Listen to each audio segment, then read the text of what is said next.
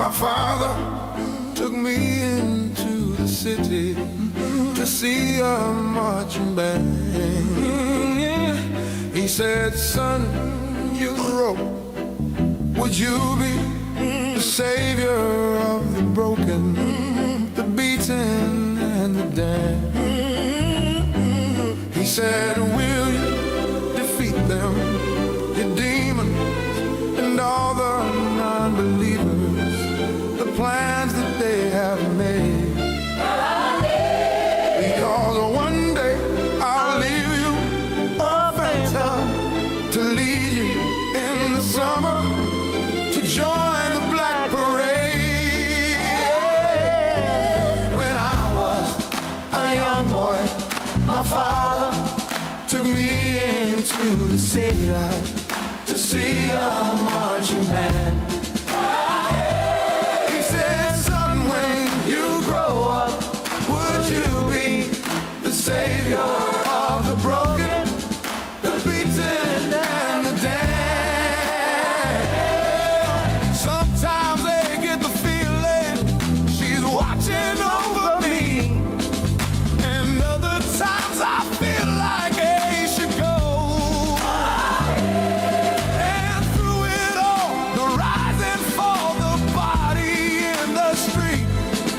And when you're gone, we want you all to know we'll carry on, we'll carry on. And though you're dead and gone, believe me, your memory will carry on, will carry on. And in my heart it can't contain it, the anthem won't explain it. A world that sends you reeling from decimated dreams. Your misery and hate will kill us all. So paint it black and take it back, and let's shout it loud and clear. Defiant to the end, we hear the call. We'll carry on, we'll carry on. And though you're dead and gone, believe me, your memory will carry on, will carry on. And though you're broken and defeated, your weary widow marches on and on. We carry through the fears, disappointed faces of your peers. Take a look at me, 'cause they could not carry it all. Do or die, you never make me, because the world will never take my heart. Go and try, you never break me. We want it all, we wanna play this part. They won't explain or say I'm sorry, I'm unashamed. I'm gonna show my scar and give a cheer for all the broken. Listen here, because it's who we are. Just a man, I'm not a hero. Just a boy who had to sing this song. Just a man, I'm not a hero. I don't carry on, carry on. And though you're dead and gone, believe me, your memory will carry on, will carry on. And though you're broken and defeated, your weary widow marches on. Do or die, you'll never make me, because the world will never take my heart. Go and try, you'll never break me. We want it all, we wanna play this part. Do or die, you'll never make me, because the world will never take my heart. Go and try, you'll never break me. We want it all, we wanna play this part.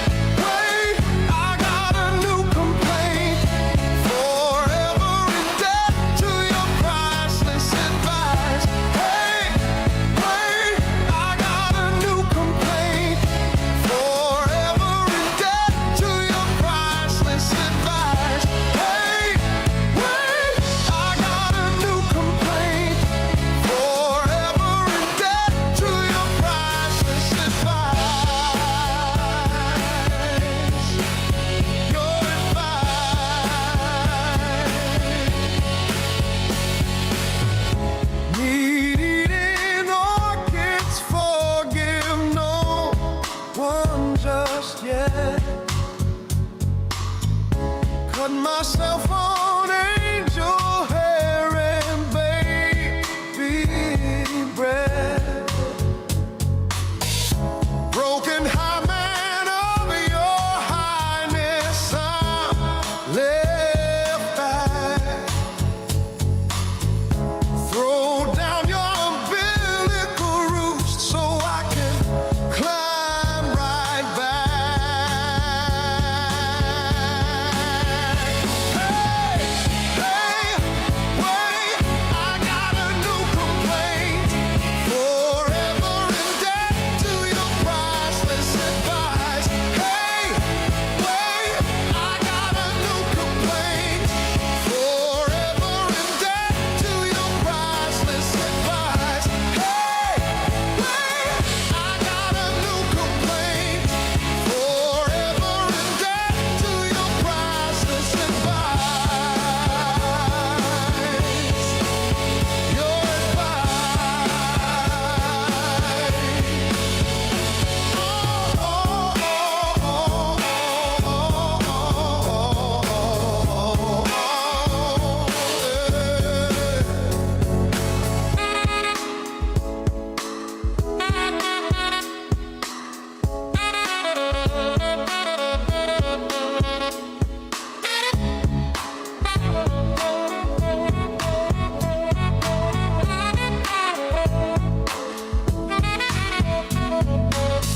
She eyes me like a Pisces when I am weak.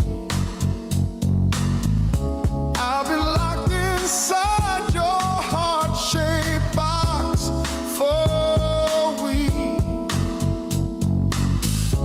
I've been drawing to your magnetar pit trap. I wish I could eat your cancer when you turn black. Hey, wait, wait, I got a new complaint. Forever in debt to your priceless advice. Hey, wait, I got a new complaint. Forever in debt to your priceless advice. Hey, wait, I got a new complaint.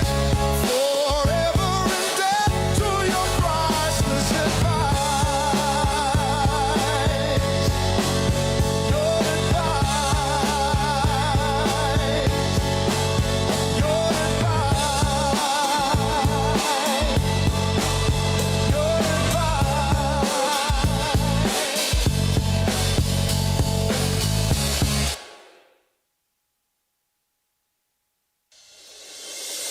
Don't cry, she'll be back tomorrow. Take back all the time you borrowed. I'm no longer afraid to tell you that I need you, and I wish that you would come back for more.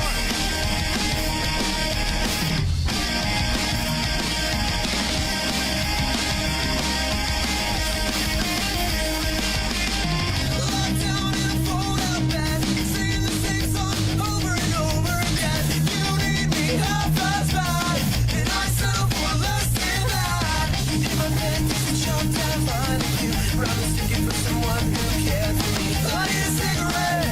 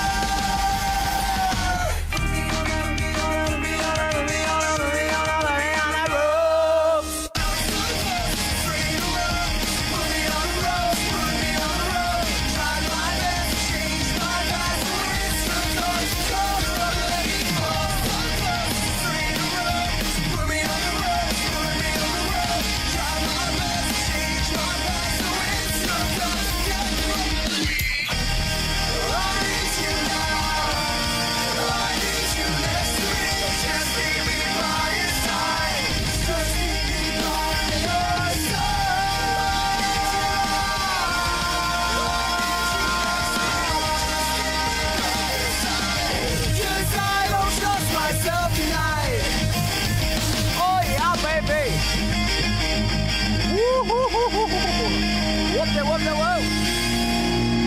Let's go!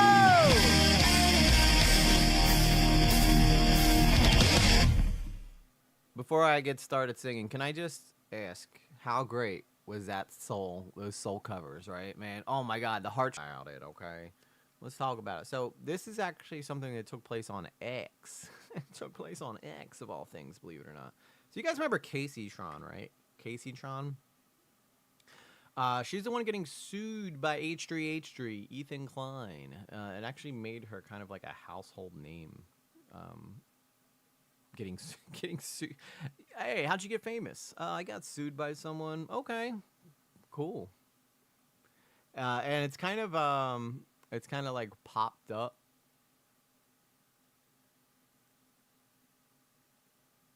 Dude, people go so nuts, dude. People go so nuts. So we're gonna go through this from the beginning to the end. So I need to start here. Gotta find where the beginning is. But people get so butthurt on this stupid website. Okay, here it is. This is the one that started this whole dang thing, so. Alright, let's go over to the reaction. Well, first let me make sure the reactions are even set up, because I did have some events last weekend, or over the weekend, that I had to do stuff for. Yeah, I'm not even in the corner. This is a total mess, guys. Total effing mess. Gotta get it up. Not like that, you gross birds. Not like that. We don't need stats bar, right? I think that's good. Wait, no. It's not good. We gotta go big, bro. We gotta go big. Yeah, I know. EG's talking to himself again. Get over it. Get over it. All right, so this is what is going on here. KACEYTRON, as you guys know, we've done coverage of KACEYTRON before. She has been a topic on this channel before. But she decided to go at your boy earlier because, you know, I try to, like, I don't, like, start shit online just for the sake of it, but I can't bite my tongue a lot of times, you know what I'm saying? You raise me up will bring me to tears. You raise me up when I... Josh Groban. EG, back on track. Will you sing it later, please? Yes, absolutely. I'll do some more singing later. Well, it depends on how late it gets, because I do got to get little lately into bed, so she's not, she is not asleep, maybe, but if not, I can always do it tomorrow, too. But You Raise Me Up is always a pretty song. What havoc did you create on X? Okay. So, KACEYTRON, obviously, some of you guys might be familiar with her. She got sued by Ethan Klein of H3H3. It's a big, big deal. A lot of people are talking about it all over the internet. So, Casey, I'm just, like, on lunch break, scrolling through my phone, and I come across KACEYTRON saying, every day I get barrage of comments telling me to... well, you know, hurt herself, that I'm going to have my life ruined, and that Ethan Klein is going to take everything that I have. That, and I am disabled. I have a disabled father, and will be on the streets. Another year of this lawsuit ahead. It's a lot to bear. So she's basically, like, playing that she's, like, this victim in all of this. So I simply just said... it's hard to feel sympathy when your transgressions over the years have showed you have zero respect for anybody, which is true.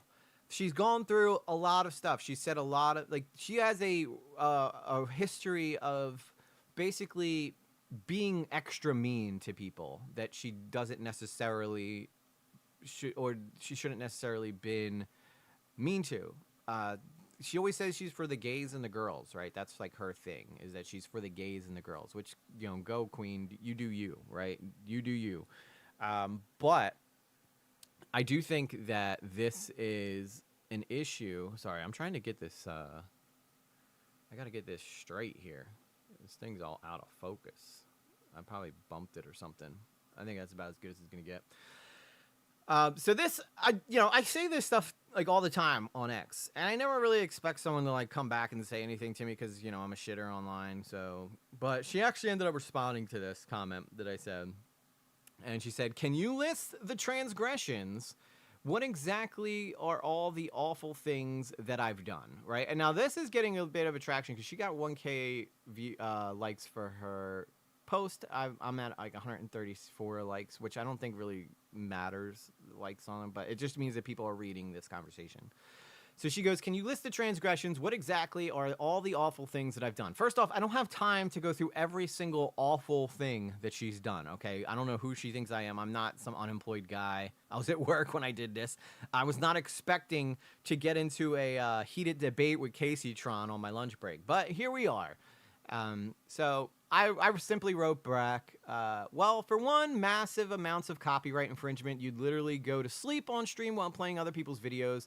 Their hard work was what made you money. Constantly attacking other creators, trying to get people banned. I mean, Casey, I realize you're in a tough situation now, but part of you had to know that what you were doing was reckless. Now, I don't know about you, but if you've ever been on X, that is a very, very nice response to someone, because typically 9 times out of 10 when you do something like this, or you get into an argument with someone like this, they instantly, like, somebody will say, you're F you, pal, or you're a Yahtzee. All right, that's it. You're and then they just dismiss you, right? But I'm trying to actually engage. Yeah, that's for anybody who doesn't know, she's one of the 3 people that Ethan Klein of H3H3 is suing. So I got into a bit of a back and forth with her, so if you don't know. Now, obviously, I am not as popular as KACEYTRON online, so I kind of knew the minute she responded that I was going to start getting some of her people up my butt. So you could see, like, her, I don't know if she went and, like, posted me in her Discord or whatever, because all her people started coming to her defense. So this person here says, her transgression is hurting Ethan Klein's Fifi's. That's not a crime. And that's actually not the case. We've already gone through all of this. I'm not going to go through it all over again, but a literal, an actual lawyer went through. I'm looking for a dang hat. There's got to be a hat around. Oh, there we go. There we go. I don't like not having a hat on tonight. I'm not feeling it. So let me put this John on here. There we go.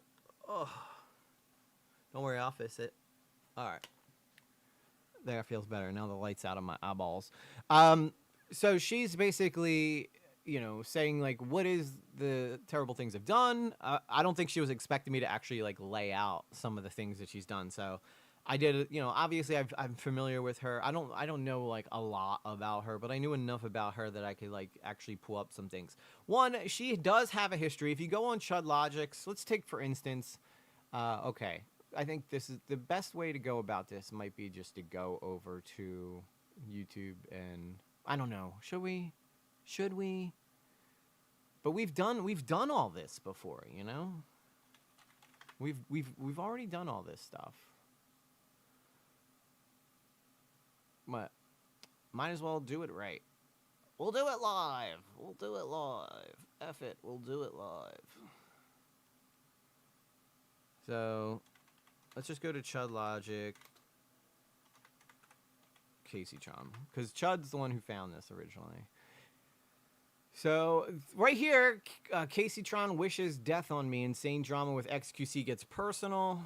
I mean, she does do that quite often. KACEYTRON attacks XQC, gets called fat and ugly in return. Ethan Klein won, guys. He won again. Let's go. The most... Okay, that's not... I don't know why Andrew Tate has anything to do with this. So... Debate night. Ethan Klein versus Cruel World Happy Mind. Oh, God. There's just one after another lining up to try to take a shot at Ethan Klein. And they're all going to lose because that man has... no fear. But she basically, like,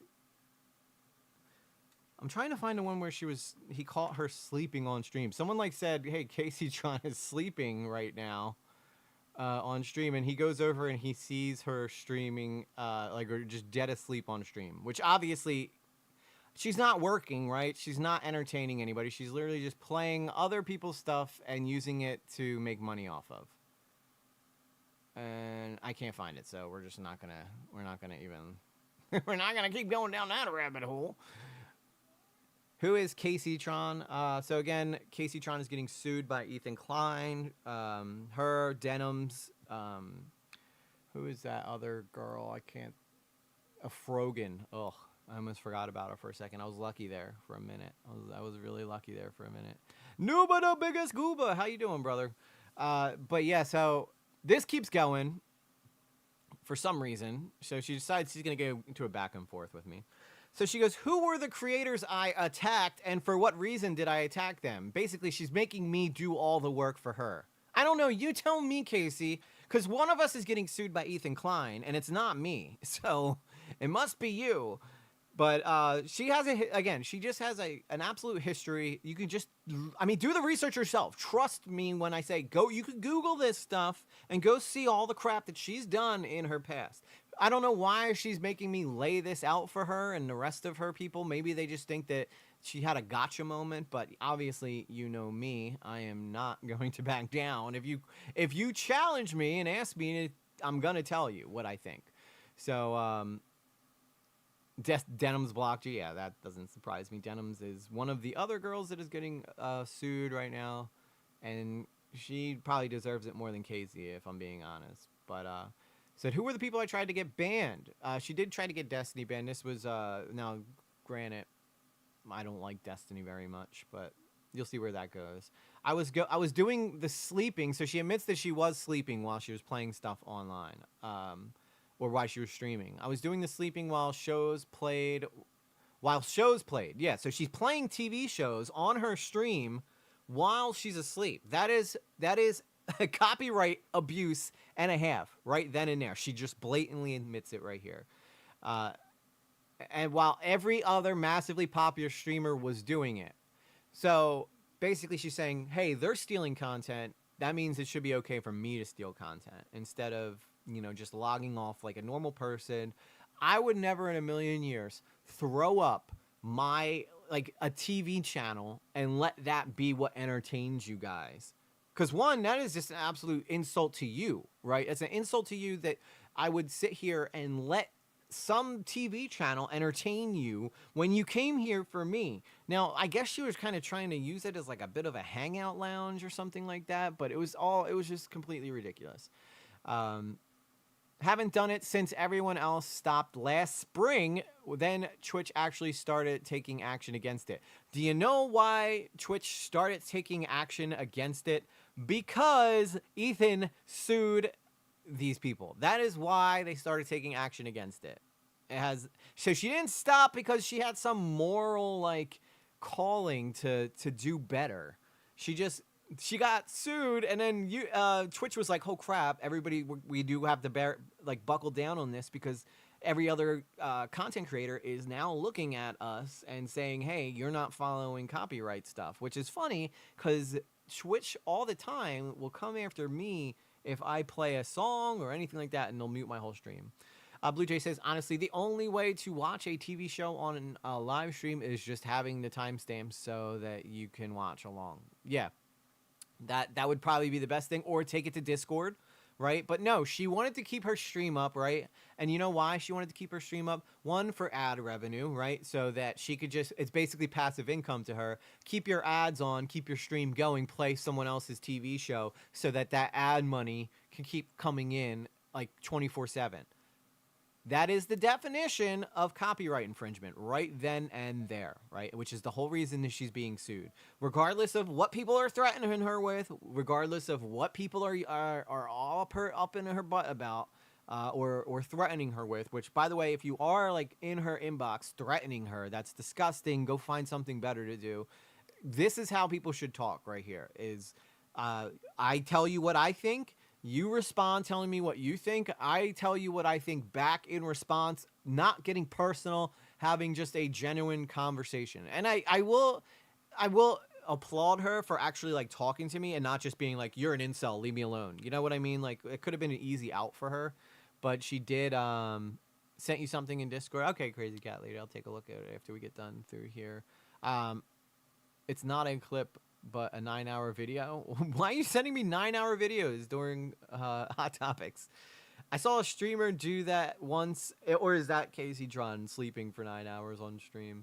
I saw a streamer do that once with Star Trek, and it was cool because it just showed at length they were at the episode, and you could watch along with them. Yeah, that's fine, right? If they're not actually playing Star Trek on the stream itself, that's fine. I have no problem with that. If you all are watching individually, you're watching time codes so that you guys can be around the same area, or even if you're watching over Discord, I don't even think that's a problem. The problem is that KACEYTRON is basically taking, like, could you imagine if I just put on like Disney Channel or I bought HBO Max and just would play movies for everybody so they didn't have to pay a subscription, right? I'm pretty sure HBO would come and sue me if I did that. I'd imagine that would probably be something that HBO would do if I was doing that shit. Is they would come and sue me if I was playing HBO Max on here live. So I responded. Now, she did get into a bit of a thing with Destiny, which I'm just familiar with because of the last time I covered her on stream. So I said, I'll admit Destiny probably... This is important now, okay? Because I want you guys to pay attention to this particular line here and watch what she does later. Because it kind of highlights a little bit of how she goes about her business online. So I say, I'll admit Destiny probably deserved the smoke you gave him, but you've done and said some pretty harsh things about Asmongold, mainly in reference to her saying that, you know, she wants Asmongold's dad to like die or something like that, I think is what she said in relative terms. I don't know the exact quote, but Asmongold responded and said, you know, I don't like her because she told me that she hopes my dad dies or something like that, which is something I could definitely see KACEYTRON saying. So then I said, you can't sit there and honestly say that your responses to Ethan's video was fair use. That's just blatantly obvious. She smoked a crap ton of weed watching that video, hardly responded at all, and then wrapped up the video by saying, oh wait, no, she did say a couple times during that video, what's even going on? Like, what's even going on? Well, that's because she wasn't paying attention to it. She was letting Ethan entertain her audience for her by playing his video. That's exactly what she was doing. Nobody can argue that. She cannot argue that. In fact, I don't even think she does argue that. I think at this point she's like being like, oh my God, can you believe, where's the gays and the girls at? I need you guys to come out here and handle this incel that is, you know, coming at me in the X comments. But notice I started off by saying literally, like, I have no problem with what you said to Destiny. I thought he deserved all that criticism, but I do have a problem with what you said to Asmongold. So this is where people are going to be like, oh, you're one of those guys. You're an Asmongold guy, which I say, of course, Asmongold, while I don't agree with every single thing he says, for the most part, 90% of what that guy says is logical and is very well grounded to how his audience feels. He's very good at relating to how many of us feel about a lot of stuff that goes on in the world. So unless you are far right or far left, and I'm talking like you've got to be like, and again, Asmongold has said some stuff where I'm like, dude, I do not agree with that. But for the most part, the majority of what that man says is very calm, very grounded, and very logical. And I appreciate him for that. And he's very good at, he's very good at communicating the way that people feel through his reactions to things. And that's something I've kind of modeled in my content, is giving my express opinion and thinking this is how I feel like I see it, and then this is how I feel like most of you guys would probably see it as well. Check ya DMs. Okay, hang on one second. I can't check them live on screen, so we'll come back to this in just 1 second. Literally 1 second. It's not... Okay, a couple seconds, not more than one here. Oh, okay, what's this? Show... It says, The Sun, KACEYTRON, Caviness is another Twitch creator who has dabbled in sleep streaming. She looks like she's asleep in this picture right here. In the chat accompanying the stream, one viewer asked, do people actually watch her sleep all night? Another responded, I want to watch her sleep every night. I'm in love with her. Not shocked there. After Caitlyn had slept for 8 hours, she woke up, got dressed, sat down to stream a marble racing game, which is pretty weird. But that's just proof that she sleeps. Thank you, Phallic. You are a legend, an absolute legend for finding me that. So that's just backup that, you know, I'm not lying. I don't think that you guys think I am lying, because typically I don't say anything that I haven't actually seen or can prove in some way or another. So then I ended by saying, I'm not being Wait, you can't sit there and honestly say that your response to Ethan's video was fair use. You were blazed as hell. I'm not bad faith, and I will admit that you can be funny as hell. Like, that's me saying, like, I recognize your talent. Like, I'm recognizing your talent. I'm not just here to be an absolute hater. Now, this really pisses people off because now they can't just throw me in the troll bin, right? I'm not just some online hater. I'm a guy who's actually approaching this from, I don't know. I don't think you have a really good case here, you know? So then I go on to say, I just think that you're intelligent enough and familiar enough with how all this works that you knew what you were doing was a bit reckless. And it was. This girl she knew what fair use was. She's been online way, way too long to not know what fair use is. I'm sorry. You know what that is because you don't want to get tagged or your channel banned. That is why I talk obsessively through videos that actually pisses people off. But that's why I always say, I need to scoot out. Yeah, no worries, Crazy Cat Lady. Thank you so much again for the memberships. I appreciate you. I'll look forward to you when you return. There were plenty of stream clips of her smoking I could have pulled. Yeah, well, I mean, I think Ethan, during his Hassan content nuke, counted, like, that she smoked, like, 40-something times. Like, and that's ripping bongs, too, and smoking joints. Like, she was blitzed. There's no way, as someone who has done probably maybe just as many or if not more drugs than KACEYTRON. That'd be an interesting thing to figure out if we just sat here and counted out what drugs we've done in our past. Because I have a feeling KACEYTRON probably never did heroin, if I had to guess. For all we know, though, she could be on it now. Maybe that's why she sleeps and streams, because she desperately needs that income. But so then and I wrote, finally, I just think that you're intelligent enough and familiar enough with how all this works, and you knew you're being a bit reckless, which I definitely agree. So then she responds, not an XDG person, finally admitting after all these years I was right. So I don't know where she got this idea that I'm an XDGG person. So this is just her, I guess, trying to paint me in some light that makes it easy to dismiss me. That's essentially all she's doing. She had a volcano bag. Yeah, she had a volcano bag. So if you don't know what a volcano bag is, it's like you put the weed in the bottom of the volcano. It cooks it into this giant bag that you could just sit here and hit and hit and hit and hit and hit and hit and hit and hit. It's like, it's crazy. And it's pure like THC. It's like a vape. It's like if I vaped all the way into a balloon and then I just took that vape and brought it back out. Is she the one who filled up that gigantic balloon with smoke? Yep, there you go, eShift. You answered it next, right? So you guys know who she is.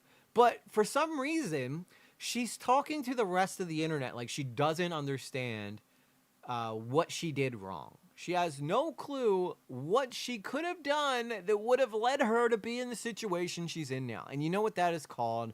That is called lack of accountability. Something that many, many streamers and content creators that haven't experienced real problems in life have, they don't ever expect that stuff to happen.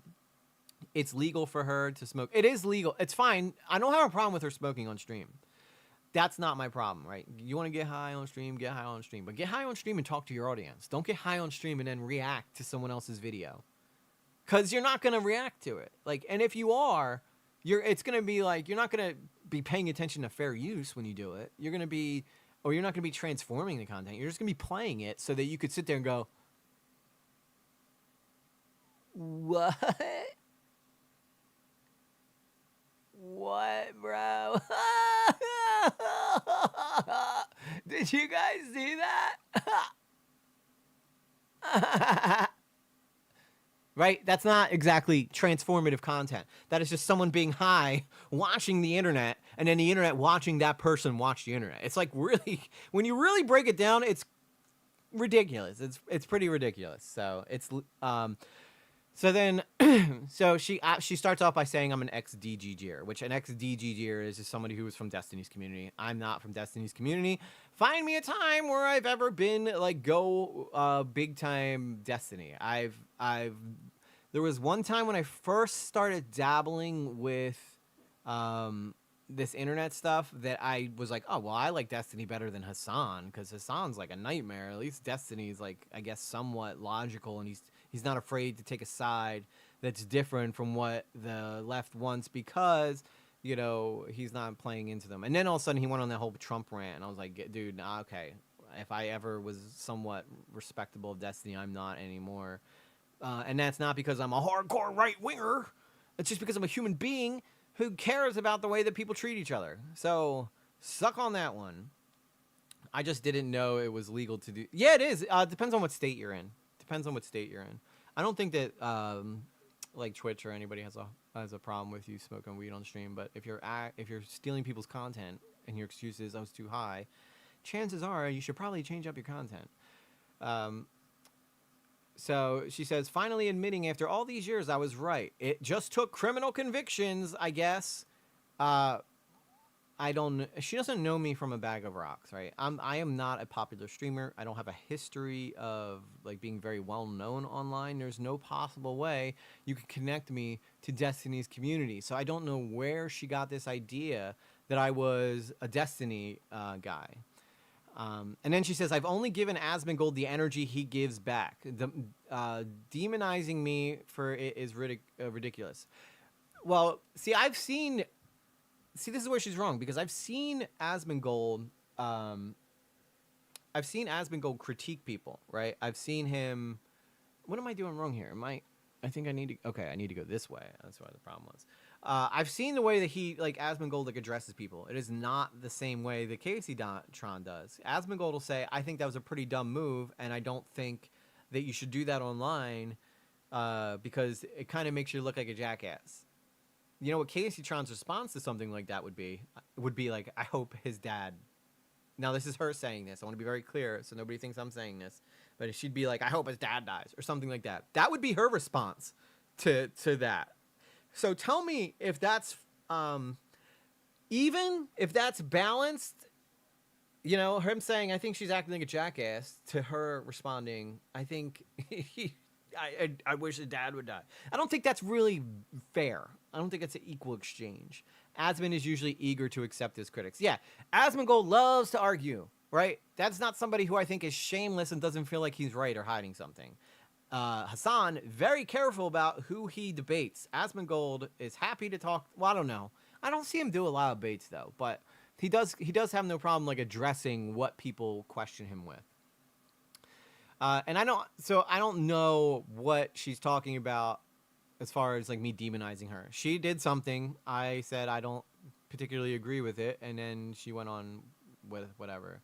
As for the reaction, you've only heard one side of this. That's actually not true. I've watched Casey's video. We actually did that live on air, and I've watched a lot of stuff that she said in regards to this. In fact, I feel like I was pretty compassionate towards her when she was upset and crying about getting sued. And I said I kind of really feel bad for her. But at the end of the day, like, you know, she did make some decisions that got her in this mess. This would be like someone accidentally killing somebody because they were drinking and driving. Even though that person didn't intend to kill someone, their reckless actions led to the death of someone. And that's exactly, while not as high stakes in this particular situation, it is a similar situation in that she is, you know,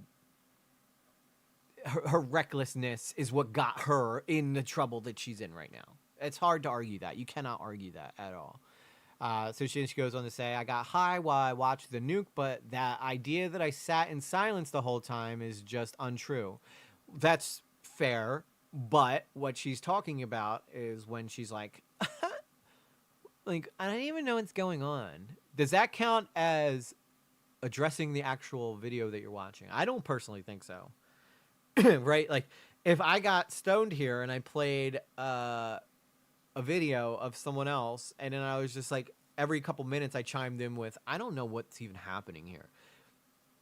What, you know, what am I contributing to the video? How am I commentating on what that video is about? It just doesn't make any sense. I do reaction content. I'm going to be very clear about that. You guys know that I do reaction content on this channel. I am, if anything, I get in more trouble for talking too much during the videos because I want to make sure that I'm fair using it or transforming it in some way or another. Way more than I ever get yelled at for stealing content. Because I interrupt the video so much to make it my own that, you know, there's no possible way that people can't say that it's transformative. Now, if I was talking about something completely different while we're playing someone else's video, I could fall into guilt about that a little bit, but I don't think it would be nearly as, like, egregious as what she did during Ethan's content nuke. She said, I gave my perspective on several occasions throughout the video. Yeah, typically saying this video is stupid. That's what you said. This video is stupid. That is not you transforming content. You weren't taking apart his evidence. You weren't like dissecting his statements. You were simply sitting there and saying, I don't get it. I don't even know what's going on here. What is happening? What does any of this mean? I'm so high. Like that's not transformative content. I also never walked away, even though it's been claimed that I did. I can't say that I remember if she walked away during the content nuke. But I'm not saying, I never, obviously in this, I never said anything about that. She brought that up on her own. On a single occasion, I said, yeah, a lot of people want to watch this without supporting Ethan, so we're going to watch. Supporting doesn't intrinsically imply monetarily. People don't support his unpopular opinions. But the very essence of what you're saying there, Casey, is that you want people to be able to come and watch Ethan's content on yours so that Ethan's content that he worked hard and made, I don't know how hard he worked, but he probably put, probably spent a little bit of time doing that. I'm here listening to the bottom Ichi talk and reading my real estate book. Okay, thank you, Sarah. But she's basically saying right here again that she wanted people to go watch the content nuke without being able to support Ethan. That is, by the very definition, content theft. I don't know how many times she's going to say this because every time that she did walk away. I wouldn't be shocked if she did. I just don't want to sit here and say that like she did something that I can't clearly remember in my mind. But I do remember through Ethan's response to that video, which, by the way, I do have my reactions to that up in a previous video on EG Lately Live if you guys want to go check that out. It's actually a hot picture of KACEYTRON because I'm a very nice guy. So you're welcome, Casey, for that. And took a picture of when you were smoking. Not smoking cigarettes, when you're actually like kind of hot. Now, I think the gays and the girls kind of ruined that for you, or at least you just stopped caring. I don't know which one it was, but at one point she wasn't a very attractive woman. Sarah, I want some real estate. Yeah, Sarah will get you all hooked up with all your real estate stuff. So, so she continues on. On a single occasion, I said, yeah, a lot of people want to watch this without supporting Ethan. I'm going to watch. Supporting Ethan, okay, I already finished that. People don't want to support his opinions. We already know why that is a problem, right? If someone was like, I'm going to play all of EG's stuff. Like, if Mario Paul, like, went and then rewatched all of my videos, which, by the way, would have been great. I would have loved, I would have absolutely loved that. But if he went back and played, like, all of my videos criticizing him, and just kind of like waited for me to say a point that might win over some people or like evidence against him, and he was just like blah, blah, blah, blah, blah, like so that people couldn't hear it. Like that's not transformative. That's just him stealing like stuff. But he's never done that, by the way. Just to be very clear. So I responded after this and just said case in point, which apparently it's case on point. Somebody said, I don't know if that's real or not, but case and point sounds right to me because case and point, like here's my case, this is my point. I've been pretty respectful in sharing my perspectives here, but you and your followers have already labeled me incel, forming former DGG, politically motivated, all without knowing a single thing about me because you breed this type of aggression through your streams. Attack the guy who questions me because he questions me. Your audience is a direct reflection of your own personality. How many times have we said that in here, guys, right? Everybody in my chat is pretty nice. You're very welcoming to people who are here for the first time. Nobody, like if someone comes in and criticizes me or trolls me, you guys are usually pretty friendly to them and give them a warning or something before we end up, removing them, if we even remove them in the first place. You know what? That's not what I'm getting here. I feel like, and notice I didn't bring this up to you guys. I wasn't like, hey, come and save me from KACEYTRON on the internet, because that's not what you guys are for, as where her audience is like her foot soldiers, right? Her foot soldiers, they literally wait for someone to come and say something to her so that they can attack them, regardless of their point, regardless if it's a good point or a bad point or whatever. So she said, so this is where it gets really alarming. She says, your opinion is that I was too mean to Asmongold and Destiny. So let's let that sink in for a second. Your opinion is that I was too mean to Asmongold and Destiny. Do you guys remember what I said about Destiny? Because I will remind you. So let's go back. It is literally one tweet above the tweet that she wrote here. I'll admit Destiny probably deserved the smoke you gave him. That is the opening line of this exchange. Destiny deserved the smoke you gave him. But she goes on to say, your opinion is that I was too mean to Asmongold and Destiny. So obviously she is completely taking out of context what I said and being able to use it to shove it back at me. Now here's the crazy thing is 74 people have liked this comment because it's easy for her, since she has like this, don't insult me like that, EG, I'm vicious. You are vicious animal. I'll be your first customer then. So again, like this is all that comes down to. So she's taking something I've obviously not said and selling it to her audience that, can you believe what this guy's saying? This would be like me being like, oh my God, dude, when she says she's for the gays and the girls, she's against gays and girls. Can you believe that? Can you believe that KACEYTRON is against gays and girls? Like, that's what she says all the time, right? It's completely counteractive to what I'm actually saying in my statement. But you guys wouldn't know the difference, right? Because I am the guy you're watching. I'm the one you listen to, and you trust that I'm not going to lead you astray. And that's all she's doing. Well, she's got to change the narrative now because it's not looking good for her. Then I'm kind of dismantling a lot of what she's saying and proving that she's not the victim that she thinks she is. So she says, it's hard to take it seriously when both of these people and their audience spread literally Nazi ideology. So again, it didn't take very long. We went right back to the Yahtzee points. This is why nobody cares about that word anymore, because anybody who disagrees with you is automatically labeled a Yahtzee. And we obviously know that that is just simply not true. All right, somewhere along the line, someone took what the word Yahtzee meant, changed the definition of it so they could fit it to fit like MAGA people. Because when I think about it, right, what is a Yahtzee, right? Somebody who thinks that their race is superior than others, that their way of living is superior than others, and that everything they do should be adopted by everybody below them, and if they don't adopt, they get killed, right?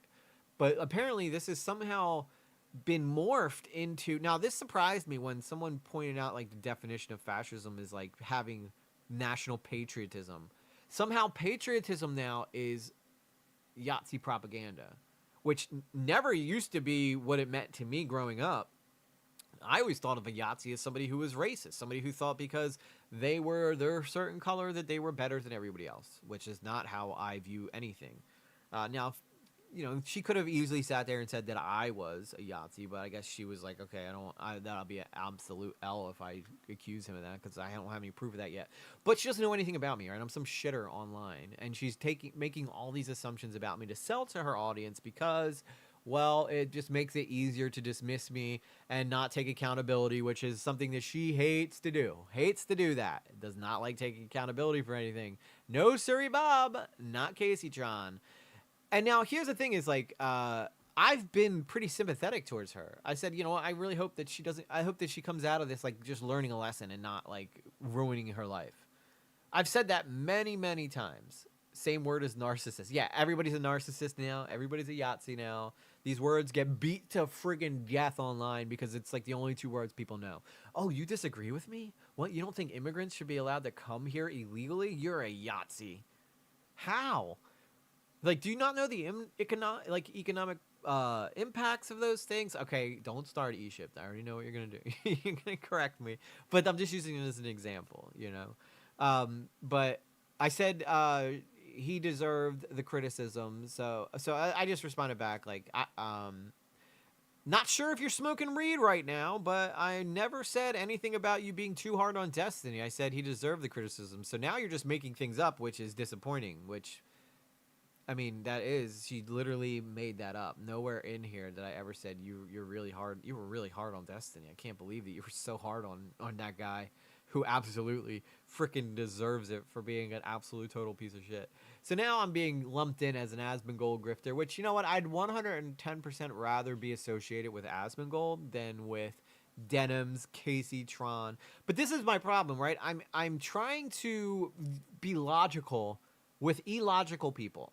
So now I will say that during this back and forth, KACEYTRON, aside from making up the fact that I said that the thing about Destiny, which is just frankly not true, she could have just lashed out and said, "You're an incel, leave me alone." And she didn't do that. She engaged with my commentary. So for that, I give her props, okay? I will give her a little bit of, you know, praise, which I'm sure she would hate the fact that she's like, I don't need your praise whenever you know, Chad, freaking Yahtzee lover or whatever. That's probably what she would say. So that is what's going on now. Obviously, you know, some of her people have chimed in here and used my thumbnail that I made for Ironheart and says, "Oh, you're one of those." Makes sense now. So I guess comedy's illegal now.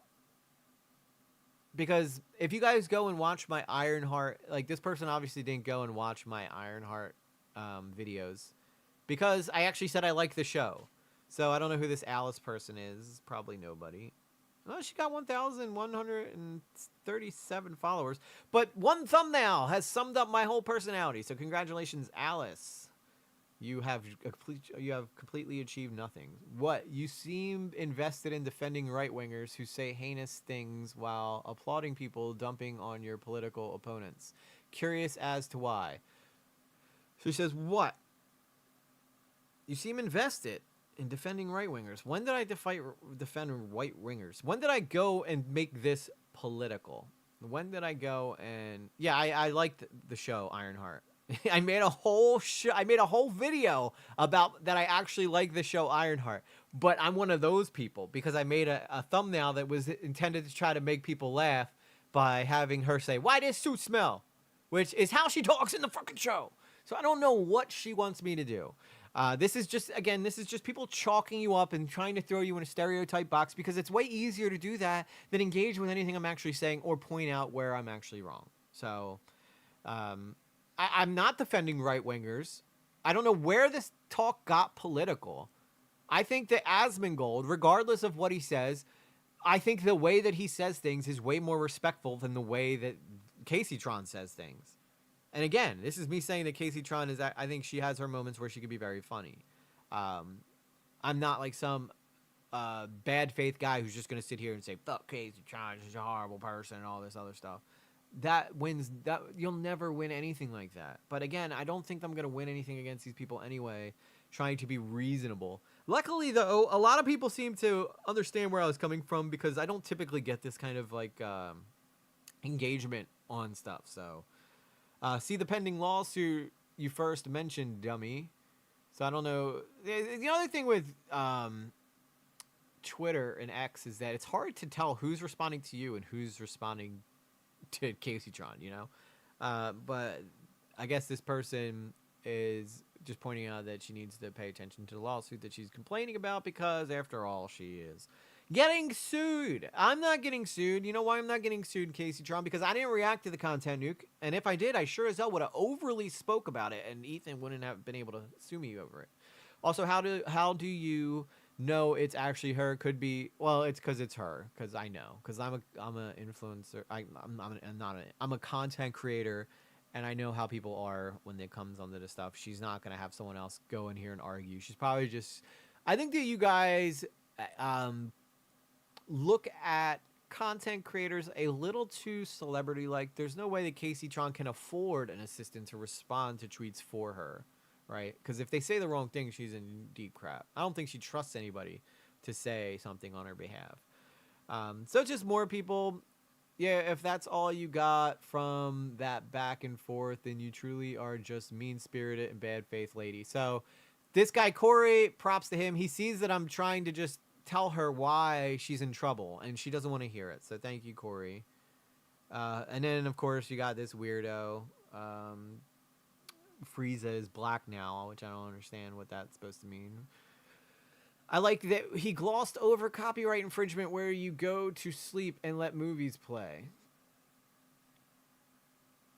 So, I don't know. Yeah, I guess these people are responding to her. Go back to being a loser, pothead. That's not talking to me. There's obviously talking to KACEYTRON. See, I'm not that way. I'm not someone who just comes on here and says, like, you're a loser and dismiss them like that. I can't. I'm not that type of person. I want to engage and I want to make you wrong because I've supported it with facts and my arguments. I don't want to just come on here and It's so easy to dismiss people and be like, "You're lame. Get out of here." So I don't know. I haven't been up to date with all this stuff, and I'm not gonna go through all of. It's crazy. I'm just trying to address like the people who are haters because it's easier to do it here than to go on and argue with them on Twitter. So this person says it's crazy how you go straight to crying about her smoking weed. Crazy how you are silent on what you said about Asmongold, but not on Destiny, which I obviously said. I have more respect for Asmongold than I do for KACEYTRON or Destiny. Asmongold's literally built an entire business where he can be himself. And yes, his politics have changed over the years. Think about it. A year or two ago, not everybody was up Asmongold's ass the way they are now because he wasn't talking about politics. He was talking about games. The second he was like, you know what? I think maybe I'll talk about politics and give... I don't think that anything Asmongold says... Okay, I don't know if I can say that because I can't check everything that Asmongold says. But for the most part, I don't pick it up as far right. I just pick it up as right? As right wing. And that's fine, because I disagree with a lot of things that Asmongold said. If he said that America is like a white country, which it's not really anymore. It was in the 50s and the 60s. It was developed that way. Look at our founding fathers, all white, right? But we are a melting pot of a whole bunch of different races, and I actually kind of like that. I actually really like that about America. So... this guy actually kind of made me laugh a little bit because he's replying to this person and says, point of view, you're about to hear the worst opinion ever, and it's anime girls. And that's so true. If somebody has a picture of an anime person, chances are they're about to hit you with some really, really dumb shit. So anyway, guys, that is my back and forth with KACEYTRON that I told you I was going to talk about today. Not something I typically do. Not something I even really want to do. Like, I go on usually X to find out. Oh, KACEYTRON also said that the people I follow on X suggest that I'm like some kind of Yahtzee because I follow these people. And I said, Casey, do you not follow people that you want to argue with? Or do you not follow people that you want to keep tabs on? I was like, you know how this game is played. Just because I follow them doesn't automatically mean I'm their biggest supporter. Yeah, there are people I follow because I'm a big fan of them. Nerd City, big fan of that guy. I'm sure they'd probably say some shit to me about that. Asmongold I follow because I'm a big fan of him. But I was a fan of Casey at one point. I thought Casey used to be funny as hell until she got really lazy and let the pot take over her life. I was a fan of Destiny for maybe like 2 seconds before all that shit. I found him right before he said that dumb Trump shit, so it's not like I was really around for a long time. See, the problem is these people have all been online for so long that they think that I'm just one of those people who've been online forever and I've been ingratiated in these communities and that I must be a part of someone else's community, even though the fun fact is the only other community I'm a part of other than my own community is a monster truck community. I'm not like it's so much different than what they're used to. So like I'm not really a part of another creator's community. I'm not a orbiter, which I probably should be because I'd probably grow way faster if I became an orbiter. Like all these people who were orbiters of Chud, like Queeman and Aiden and all them guys who have all built their careers off of just like hovering around Chud and using Chud's audience, I would be way bigger by now. But at the same time, I don't really want Chud's audience. Nothing against Chud, but your audience is pretty fucking mean, and I'm not really a mean guy. I'd rather just gather a bunch of hippies and chill people who want to laugh at some weird shit we find on the internet, you know, or laugh at people crashing out or whatnot. I actually am targeting a bit of an older demographic because I do feel like people in their, 30s, 40s, 50s, 60s don't really have a lot of people that they can go live stream to because everybody's all being like, yo, give me that 20-year-old audience, baby, so I have job security. Whereas I'm like, no, give me someone who I can actually have a reasonable conversation with. Somebody who I can actually talk to. Someone who I can actually, like, have a back and forth with, who understands, has some life experience. So that we know that what we're talking about comes from a place where we understand because we've been through it. You know what I'm saying? Like, we've been through it. We know. We're not just a bunch of, like, weirdos who haven't had any life experience but think we know everything. Most of the time, my comments come... Okay, sorry, Blue Jay. Blue Jay is the youngin' around here, okay? Her and yeah. Blue Jay's the youngin'.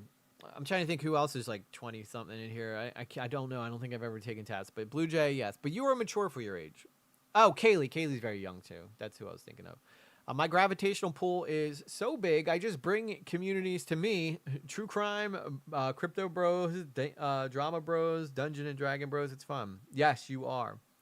But that is, and I've made this very clear from the day that I started this channel, that I intended to be someone who wasn't going to be an online commentary edgelord. And if that means that that's going to take me 10 times longer than it takes everybody else to develop a big following, that is fine. But I do believe that what we are doing here is important. I know I'm not anybody special, but I love my community. I would take the 15, 16 of you guys that are here all the time over the hundreds of people that watch other people, because you guys are here consistently, as where those people are constantly switching out. You're dealing with people that are angry, but I love you guys. You guys are awesome. Like, you guys are very supportive, and we have like a little community here, and we bring in people too. If you're new here and you come in and you want to be a part of us, we welcome you with open arms. We're not here saying, oh, by the way, we also have people who are right-wingers in here. We have people who are left-wingers in here. We have people who are centrists who don't even give a crap about politics in here. Do you know why that is? Because we do not cater to a specific type of audience. I change my mind constantly. One second I like what Trump's doing. The next second I don't like what Trump's doing. One second I hate what the Democrats are doing. The next second I'm like, you know what? Maybe they got a point here. That is how it should be. The fact that I have to like attach myself to some kind of tribalism just to fit into a box and make it to make y'all happy. Not you guys, but you know, anybody who might be watching this later who is interested in what the whole thing with KACEYTRON's going on. That is the problem with the internet. Stop forcing people to go be a part of a tribe. Some of us don't want to do that. Some of us just want to start our own tribe, where we're like, you know what? I think I want to be single for a couple years here and kind of, you know, figure myself out, focus on me, not jump right from this tribe into another tribe. Because there's been plenty of times I've, like, you know, Tipster, by the way, is a friend of mine, way more left than I am. He's heard a lot of my opinions, and he does not think that I am a right winger. So he thinks that I tend to gravitate a little bit more towards right, but it's like usually typically slight right. But I'd have no problem with I don't know why I have to even say this. See, this is the trap, right? Is the fact that I have to address this. But I have no problem with trans people. I have no problem with gay people. I'm for the gays and the girls too. Love the girls for sure. Gay people, I've been a theater kid my whole life. Love them too. I've never had problems with any of the gay people. If anything, they make me feel like a fucking G because they always hit on me. The other thing is, like, I don't care. Like, but I also have faith in Jesus. Like, I have beliefs in God. You know, I wouldn't say that I have an organized religion. I wouldn't say that I fall into like Christianity, but I do believe that I have my own relationship with my faith that is between me, Jesus, and God, or whoever it is that you want to focus on. I don't think that it has to be Jesus. I don't think it has to be God. It could be the universe, whatever suits you, Muhammad, you know, name your God, and that is fine with you. Whatever helps you get through the day, I support 100%. So anyway, thanks for coming to my TED Talk, guys. But I just wanted to get into that because I thought that was pretty interesting. Anyway, that's Hot Topic, guys. Let's go. So let's talk about it. It's time for Hot Topics. Wake up. Nothing is out of context. I am an Islamist, fundamentalist, radical terrorist. I am. Damn, did you guys hear that?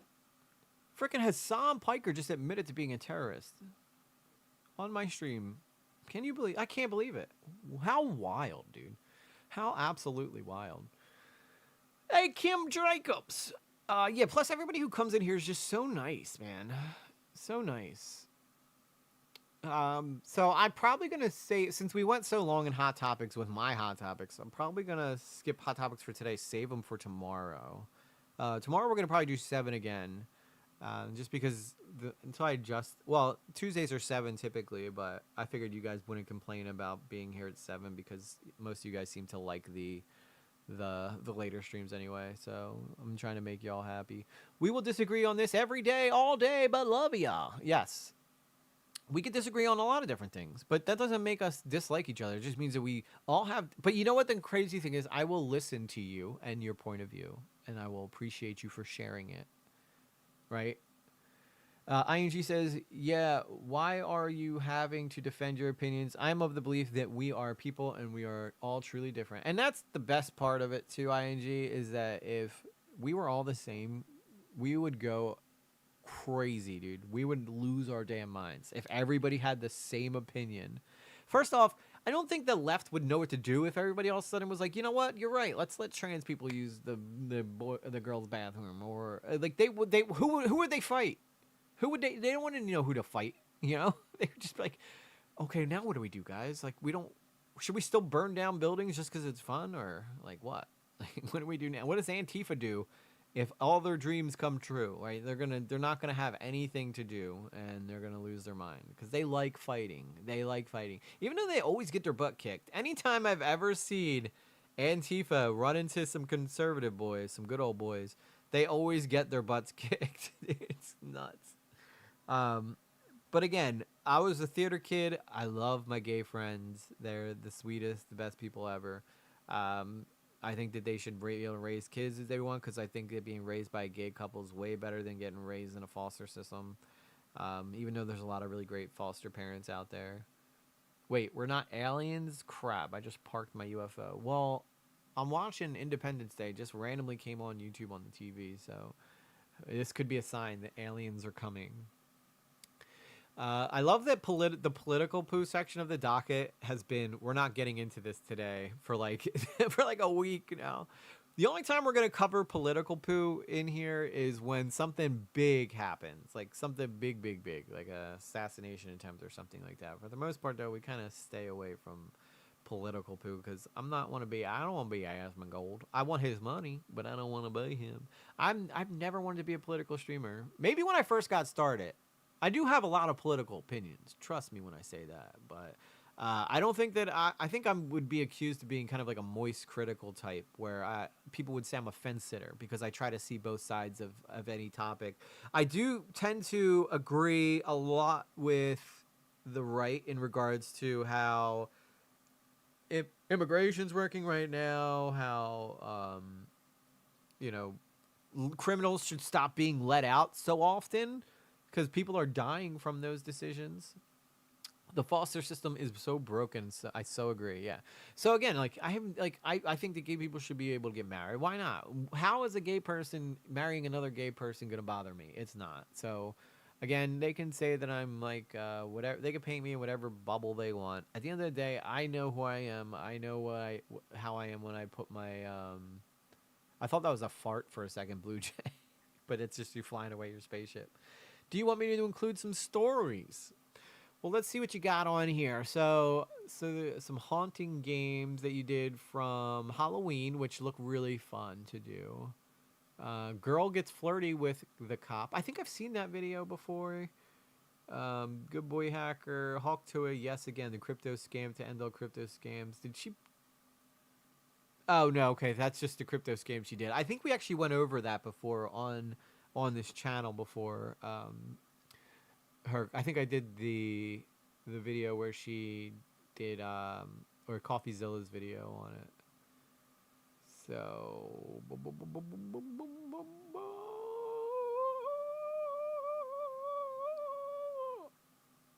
I'm just making sounds at this point. No, my UFO fart's random. Oh, it does? Okay. That makes a lot more sense. I thought it was like, it was either wind from it taking off or a fart. I knew it was 50-50, so I'm glad that we...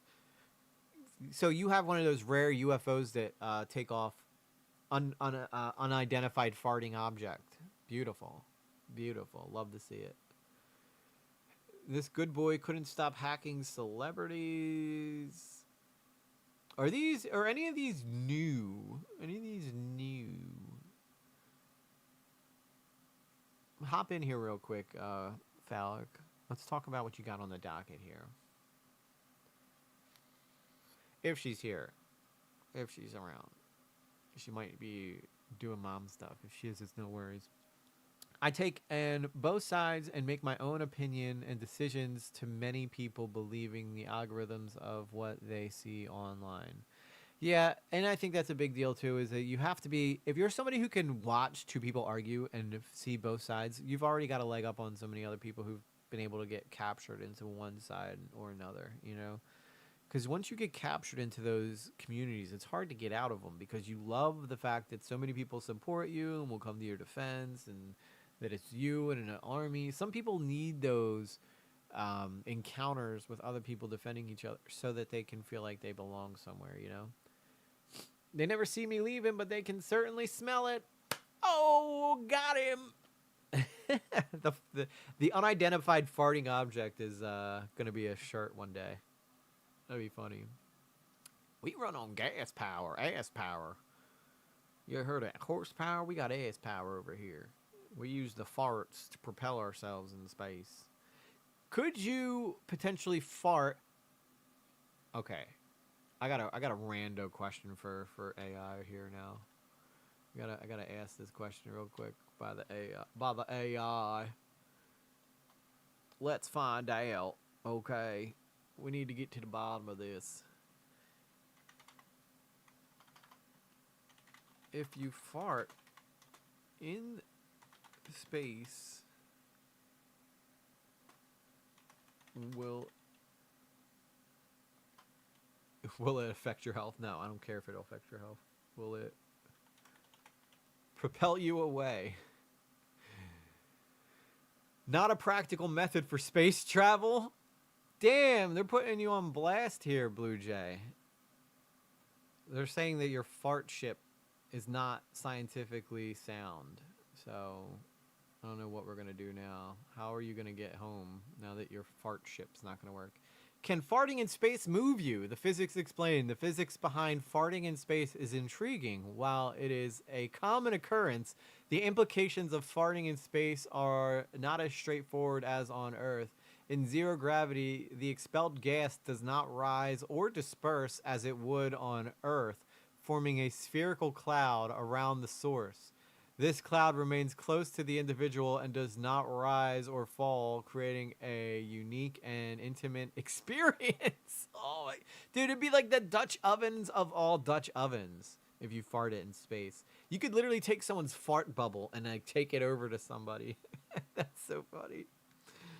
The lack of air movement in space means that the gas cloud persists for a longer duration and the sound waves cannot travel, making farts in space completely silent and the potential for farting to propel oneself forward is a thought-provoking concept, but is not practical method for space travel. That is AI basically being like, I love where you're thinking here, pal, but I don't necessarily think that's gonna work. They're like, it's you know, you're on point. We like where your head's at, using your ass to blast off into space, but we don't think that you can sustain that kind of propellant. This sounds like a space war crime. Yeah, it's like Star War crimes. It's a whole different part of Pigpen aura. Just the dust cloud. Stay away from me, Tom. You don't want to come over this side of the ship. I have beans. It's like, God dang it, Phil. Take it over to the toilet. Suck it out the airlock. Oh, yeah. Okay, no, this is... Okay, I like that Phallic put this in here. This was part of Hot Topics, but I do want to address this a little bit because I am from this area, and this guy was a big, big deal. And I haven't talked about this yet on stream, but...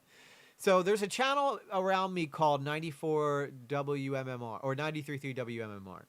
It used to be Y100, and then it changed to 90... What? Although I think the Preston and Steve were on Y100, and then they got moved over to 93.3 WMMR.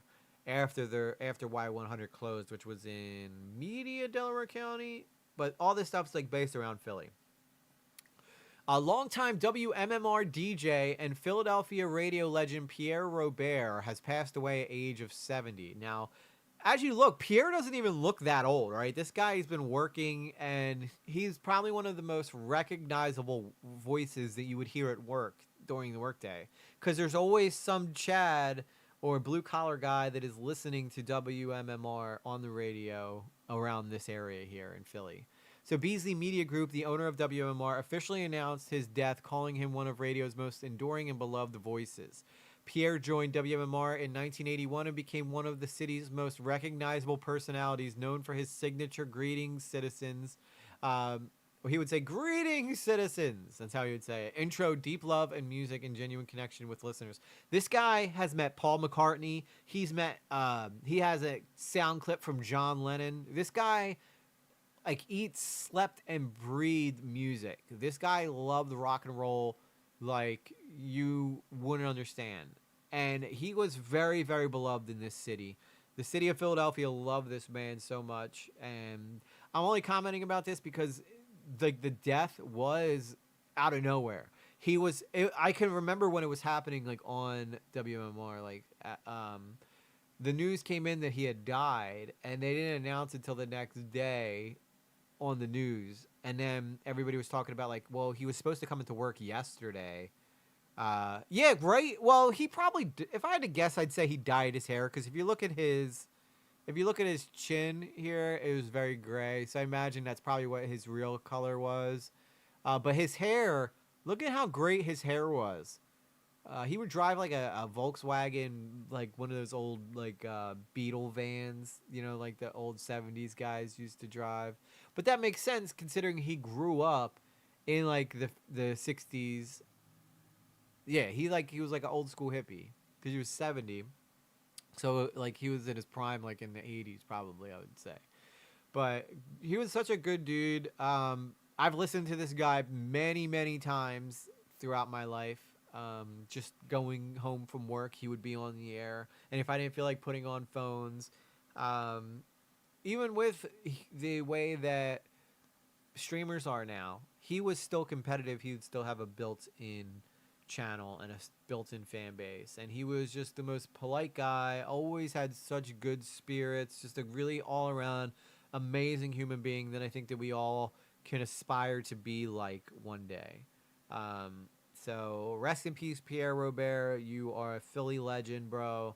All I can say is that I've met Preston and Steve a handful of times. I never got to meet Pierre Robert though, so that's disappointing because I would have loved to have met this guy. He just seemed so cool. Apparently he was gay too, which I was not aware of. So that's pretty cool for him that, you know, he was like gay before it was cool to be gay. Didn't notice the goat. Yeah, the goatee. But he did look really good. Look at it. I mean, that is some. He doesn't look like he was 70. But I'll tell you what. If my hair is anything like this when I get to his age, I will die a happy man. I want to have his hair when I'm 70. I promise you that. I promise you that. 50 years ahead of me. Keep me this hair. That's a long time, man. That's a long time. But, so thank you, Fallic, for that. Fallic, are you back yet? Are you back, girl? What's you doing? If not, I'm going to go rogue. We're going to find something to watch here on the YouTube. Or we can do something different. Whatever you guys want to do. I don't even care. Can I show you guys the recent video I posted on... I want to show you guys the recent video I did for Lately Gaming, because I think this one turned out pretty good. It was a really good video that I made around it was like Halloween themed. Oh my god, I just got so much music here now. It's going to be buried forever. All right, take a look at this, guys. This is the latest AODT thing, which for some reason changed its sound output again, which I don't understand why. No, wait, it did not do that. Why is it doing that? Oh, it looks like it's like muted or something. Yeah, it is muted. Alright, so it was that little Halloween special I did. I will fast forward it through the thing because you guys have already seen this, but I wanted to show you guys the final race here. It's a little bit of a spoiler, but I really loved how this all came together. As long as it's normal monster trucks. Yeah, well, this is always normal monster trucks. To D Wheeler and Carolina Crusher, who really closed the gap on that second half of the track and almost ended up. Hang on, dude, there's so much stuff in front of me. I don't even know how I see these monitors, to be honest with you. I don't know how I see these monitors. You guys can't see the screen, man. I can't even see the screen. As I said before, the last time I was live, I had a show that we were doing. So, all right, let's take a look at this now. But I just want to show you guys this last race. Ended up pulling that one out as Gravedigger is going to go on to the finals. No surprise here, as this man has made a living winning races, and his opponent, El Toro Loco, for the first time this season, he's made it to the finals in racing. And the dramatic boy, music. what a guy to race in Gravedigger. As you take a look at the stats, Sweats out of North Carolina going up against Falf out of Mooresville, North Carolina. So just a couple of Carolina boys in this final, looking to duke it out on the monster truck dirt track. I mean, what better matchup, right? Two monsters on Halloween. Sweats and Falf, two Carolina boys. Monster trucks on Halloween. I'll tell you what, if Sweats would want to lose to anybody, why not another Carolina boy? As Dennis Anderson, Gary Porter, so many great trucks have come out of that state, but here we go. This is Finals the final race. time. Now, the guy in Place the your green truck bets has been as we undefeated get all season going long. with the finals. Both trucks look strong into the first turn. About halfway point, they are dead even. Oh my God, Sweats gets in trouble into that final turn. Can he figure it out? This No, is Gravedigger's Falf is gonna first dethrone loss. Gravedigger. Oh my God, David versus Goliath. El was a big Toro Loco moment. and Falf has done it. Oh man, I could not have written a better story. Falf, the underdog, one of the most beloved drivers in the pits. So go check those videos out, because this is what I've been working on. You know, I told you guys that I haven't been as active on the main channel, but I'm still working my butt off making videos. So don't think that I'm not working. Go check that out, Lately Gaming. EG is Maximum Destruction still around. He doesn't race anymore because Tom Mentz retired. And I thought they would have brought the truck back to keep racing. It's like kind of like Gravedigger, but they don't race it very often. I think he may make an appearance once in a while, but I think they should bring that truck back though, because it was a very, very popular truck. I was so happy. Yeah, so happy to see Falf. Falf's such a great dude for him to pick up a win. All right, so I looked through the docket and nothing was really speaking to me tonight.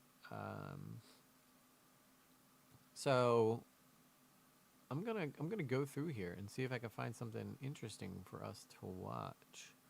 So what do you guys want to do? Body cam? Do you guys want to do some air disasters? Do you guys want to watch some tragic stuff? Do you guys want to watch some like darkest moments on? Oh wait, Nick Crowley just posted YouTube's darkest moments videos 9. I haven't seen this yet. You guys want to watch this? Nick Crowley? Did you hear? I could hear. Yeah, what's up? Can you hear me? Hang on. Let me see here. Oh, I'm muted. Okay, there you go. You probably couldn't hear me because I was muted. No wonder you couldn't hear me talking to you. Falic. Come on. Hey, I'm here. All right, there she is. What's up? Okay. Yeah, I did put the Nick Crowley in there. Which I thought. Is this the one that you put in there? The 9 darkest moments? I Oh, think. okay. See, I found it on my own. See, great minds think alike. Oh, good news. Tina's done studying now, so she can chat. And also, did you hear about the man that fell in the nuclear reactor? What? No, I want to hear about that. Was that in the Uh, docket? it- it's- No, I just found out about it today. Hold on, give me 2 seconds. Oh, and by the way, good touch putting the Pierre Robert thing in there too, because Sorry if you hear little man in the background. he was a Philly icon. So I bet you didn't know that I knew who Pierre Robert was, did you? Did ya? I didn't. Yeah, we listen to him all the time over here. Because he's on a channel called WMMR, which is like one of the most popular radio stations in Philadelphia. In fact, I think it's so popular people like listen to it in like Ireland and stuff. So I'm just gonna put it in inbox if it's okay with you. It's a short. It's not too long. okay, so this is 33 minutes long. So before we get into Nick Corrales' video, we're gonna take a look at Daniel Screw's like, yeah, body cam. I want darkest moments too. Give me everything. I want it all. You wanted it all. You're gonna get it all. I promise. But I do want to hear about this guy who fell in a nuclear reactor because that's, first off, wow. Not probably a fun way to go. Did he live? Wait, You'll find out. No, don't. No spoilers. No spoilers. Okay, did you send it to me? It's an inbox. It's who sends things to inbox? What's wrong with you? It's like, where else am I going to send it? I don't know. But you should have known. I could DM you, I suppose. You should have known better. Oh, look at that. So Crazy Cat Lady did send me KACEYTRON sleeping while she's playing stuff. So it was a 9-hour stream. Who is she? She's in there with some dude in this bed. They got a screen in the front of them and a screen in the back of them. Are they like banging on that bed like for their audience? Like, I'm so confused. Like, I don't know if I would want to fall asleep with the cameras rolling, because what if all of a sudden I wanted a little nookie, you know? I can't get it. Not without getting up and turning the computer off or risking Alrighty, getting G, you calm down, banned. calm down. I'm just saying. That's all I'm saying, dog. Okay, let's see here. Where's the last thing I have from you is the KACEYTRON thing. Oh, you put it in EG's inbox. Okay. See, I got an inbox and then an inbox. It's very confusing. It confuses myself quite often. By the way, guys, if you're interested in joining the Discord, simply just say so in the chat and we'll give you guys a link. We typically don't just post it anywhere anymore because we were getting a lot of people that were in there for the wrong reasons, particularly spies. They're probably still in there, by the way. So, hi, spies. I spy with my little eye a spy. See what I did there?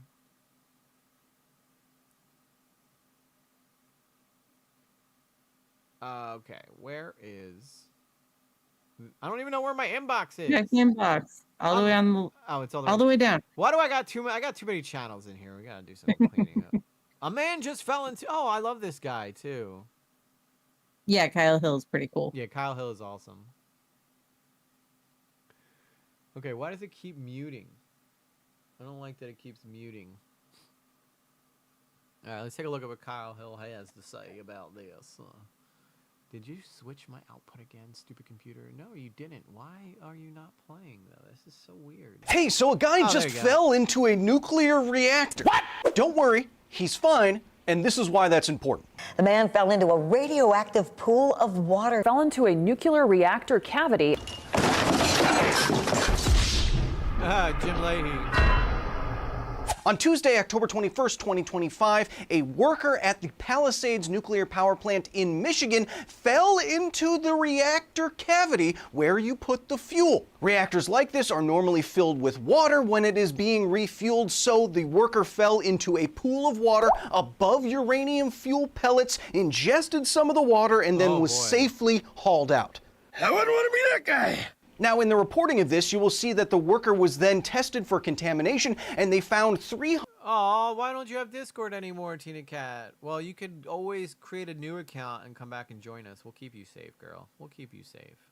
counts per minute of radiation in their hair. Hey Kyle, very that friendly. sounds bad. Promise. Well, only when you don't know what these numbers actually mean. What is 300 counts per minute? Well, let me check What is what the 300 counts per radiation minute? rate in this very facility is right now. Go ahead and zoom in on this number. In this room right now, away from any kind of radioactive source, it is what? 300 counts per minute.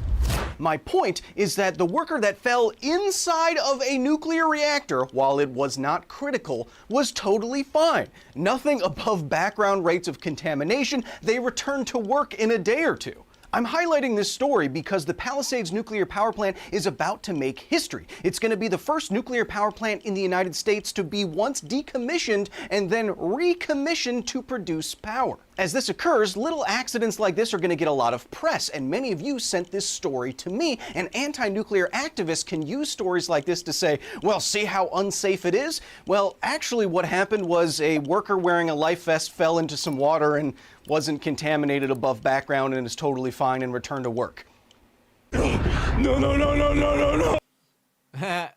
So true though, but I will say, aside from like the Japanese power plant, 3 Mile Island, and the other,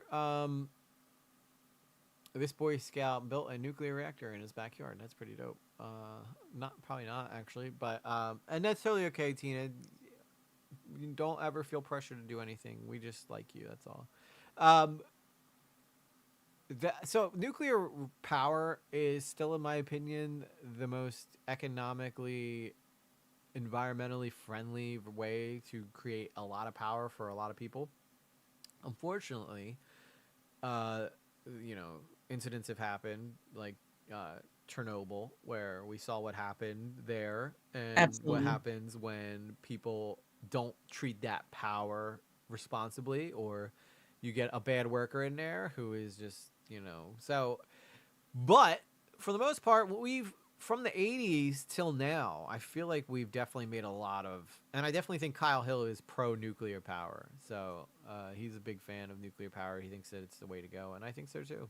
It's honestly, do you know how many birds get killed in windmills or those wind turbines and stuff? Plus, if it's not windy, you don't get no power.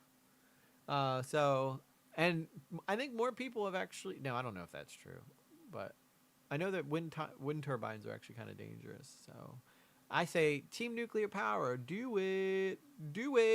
Okay. Thank you for that, Phallic. Appreciate you, girl. All right. It's time to take a look at this Nick Crowley video. So we're gonna end on a banger, baby, a banger. A little bit of some sad. Well, I don't know if it's sad. I mean, usually these typically don't work out for people though, so I'll be honest with that. But I do like Nick Crowley. A little bit of drama that happened with him and them other guys, and Max, right? So we'll see what happens. Mama Max, the Max of Mamas, maxing on mamas, Mama Maxing. Got it. What exactly is Mama Maxing, you may ask? And I say it is when you feed multiple children with your breast milk. So that's my personal, that's my personal opinion on what Mama Maxing is. Didn't work out for Mama Max though, because he doesn't produce milk. He's a man, so that's actually where it really started his whole downfall. If he couldn't produce milk and Mama Max, he would probably be in a much better position to these days. Anyway, okay, let's take a look at this video. Nick Crowley, scariest videos or the darkest videos on the internet 9. These are super fun videos, and Nick does a great job researching all these. And I get to sit here and just enjoy, and we get to go, whoa! Or we could be like KACEYTRON, smoke some weed, and be like, I don't even know what's going on right now. What is even happening? Would you guys watch me if I did that? I don't even know what's going on right now. Maybe I should get stoned for one stream, just so you guys can see what it would be like. Maybe we'll do that during although I don't know if I did it during a subathon, then I'd probably die halfway through. I'd be so tired. I think I already fall asleep with 3-hour long streams. How am I supposed to get through how am I supposed to get through a subathon? I'm already falling asleep. If I did it on a Saturday, I think I could pull it off. Like if I took off Friday from work, got a good amount of sleep, I think I could do it. I think I could do a 12-hour one. So I think the Netherlands have one of the turbines have a different colored blade, and it cut down on the killing of the birds.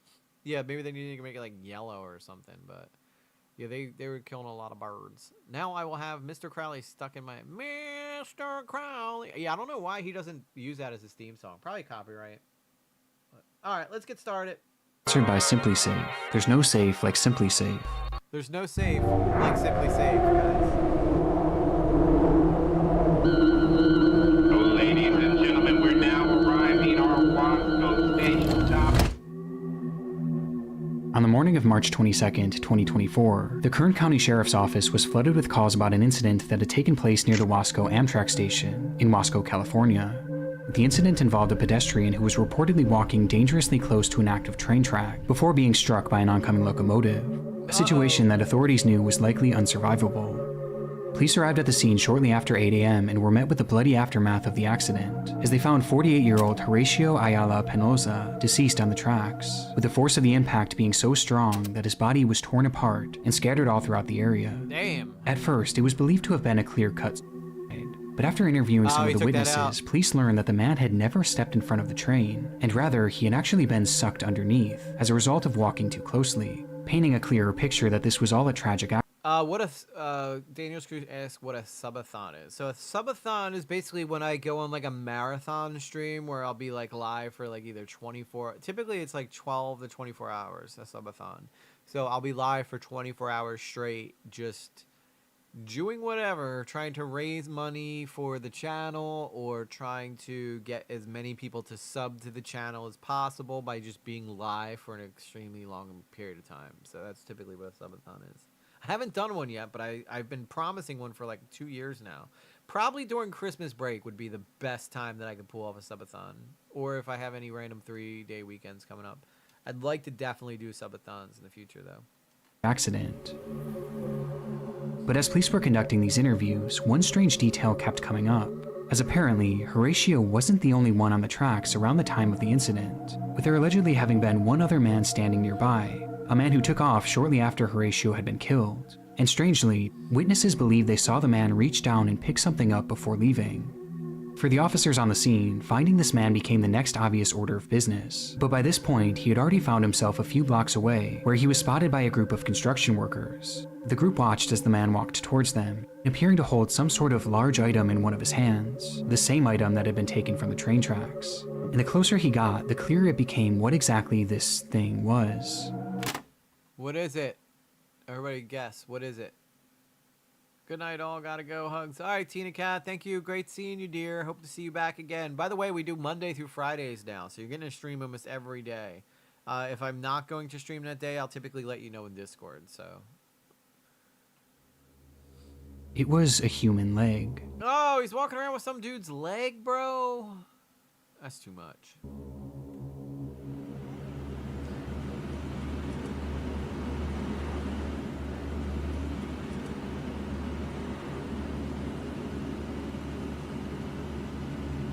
Oh my god, they got it on video of the guy just walking around with a human leg.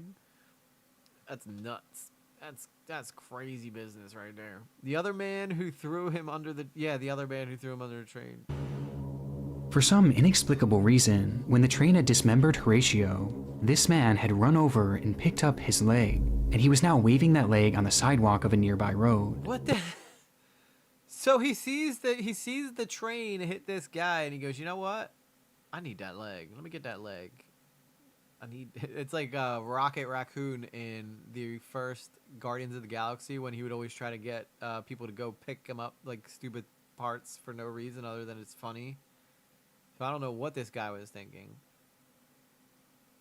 With the construction crew claiming that he had been banging it against the fence as he walked towards them, and at one point had even struck the leg against one of their machines.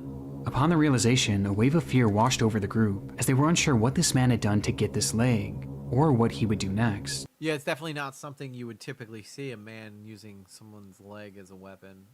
But, I mean, Deadpool did it. Though that was something that even the wildest of imaginations could have never predicted. He's eating that. No way! Yeah, look.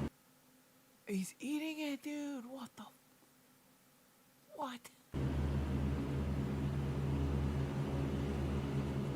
Oh my god, dude. What is wrong with people? As the man looked down at the leg and began eating it, as the workers watched on in horror. Those blades are huge. You ain't kidding. The leg has metal in it. He can melt it down for money. Oh, you think it? Well, then why would he? If it was like a, well, if it was like a prosthetic, yeah, maybe. But I think this is the real deal. Officers arrived on the scene immediately after this, and when they asked the man what he was doing with the leg, he explained that it belonged to him and that he was taking it to a nearby hospital to have it reattached. What you doing with that leg? It's my leg. I need to have it reattached. Well, then why are you walking on the 2 legs you have now? I need a third, son. I don't think you know this. I need to get this leg attached to me stat so that I can walk with 3 legs. I'll be the first 3-legged man in the world. He's on something, Daniel's crew. That is definitely not normal behavior. I'm probably gonna end the TikTok stream now too because I have no idea where this is going. So thank you, TikTokers. I will see you guys over on YouTube. All right, TikTok's down. And I got 1 new follower from 72 views. 1 new follower. Awesome, TikTok. Thank you for absolutely nothing. No, yeah, no, it's... I mean, you had a point, though. I would, you know, if it was a prosthetic leg, he could make some money. ING has 3 legs. You got 3. I can do the tripod, you know what I'm saying? But it was obvious to everyone there that this man wasn't missing any of his legs, with the officers having to go as far as to prove it to him by making him roll up the sleeves of his pants and touch both of his legs. His explanation was completely nonsensical, and obviously didn't account for the fact that he was literally eating the leg just minutes before, leading to officers immediately placing him under arrest. Yeah, what is up with that? His name was Rosendo Tejas, a 27-year-old man who had been experiencing homelessness and had been living on a street near the train tracks, with police determining that he did in fact have nothing to do with the actual death of Horatio. He just so happened to be near the tracks at the time, where he would first witness the accident, and then, for some unknown reason, take Horatio's leg and start eating it. It appears— What is wrong? Dude, this is like mental health and a half, dude. This is wild. It's already crazy enough that you watch someone get run over by a train and your first thought is, I need to get that leg. That leg looks delicious. What the hell is wrong with... This is the world we live in, folks. Appears as though this was the result of a combination of both drugs and alcohol, as he was found carrying narcotics when he was taken into custody, and he had just been captured by security cameras purchasing alcohol at a nearby liquor store just hours before the incident. Yo, I'm sorry. I've done a lot of different drugs in my lifetime. Not one of them ever would make me want to do this.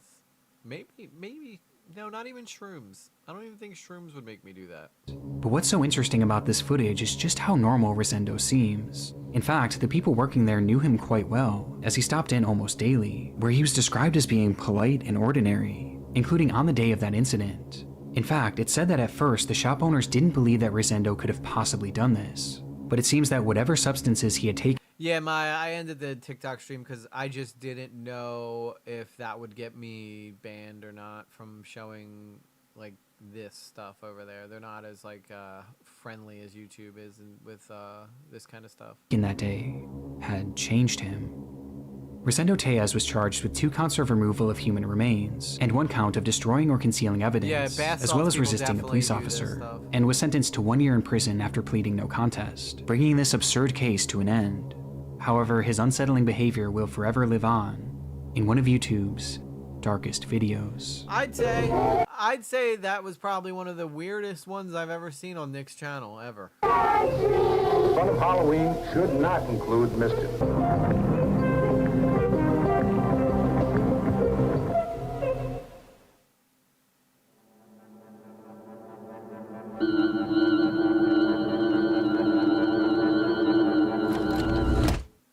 It was just past 10 p.m.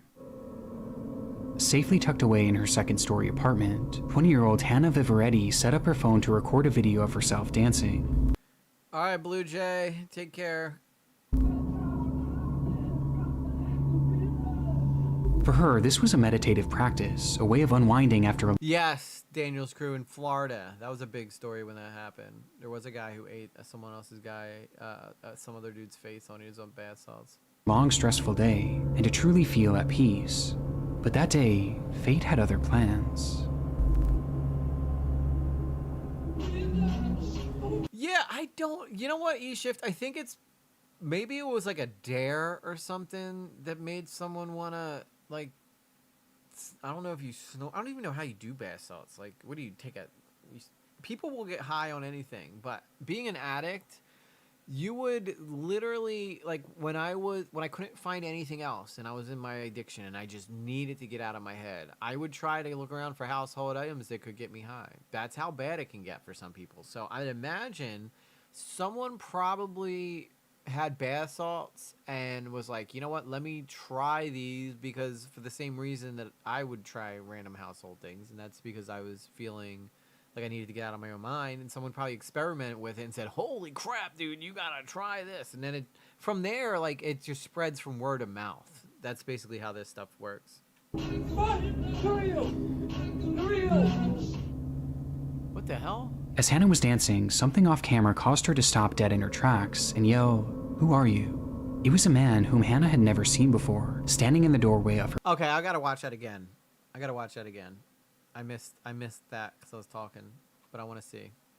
I want to see like the whole dance and when he shows up. So watch it, pay attention. So somebody comes in while she's dancing, and her reaction seems pretty genuine. Safely tucked away in her second-story apartment, 20-year-old Hannah Vivaretti set up her phone to record a video of herself dancing. For her, this was a meditative practice, a way of unwinding after a long, stressful day, and to truly feel at peace. But that day, fate had other plans.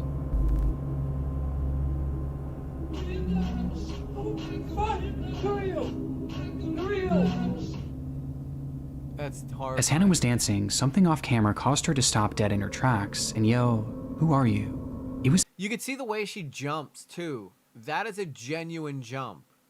Anybody who's ever been startled knows.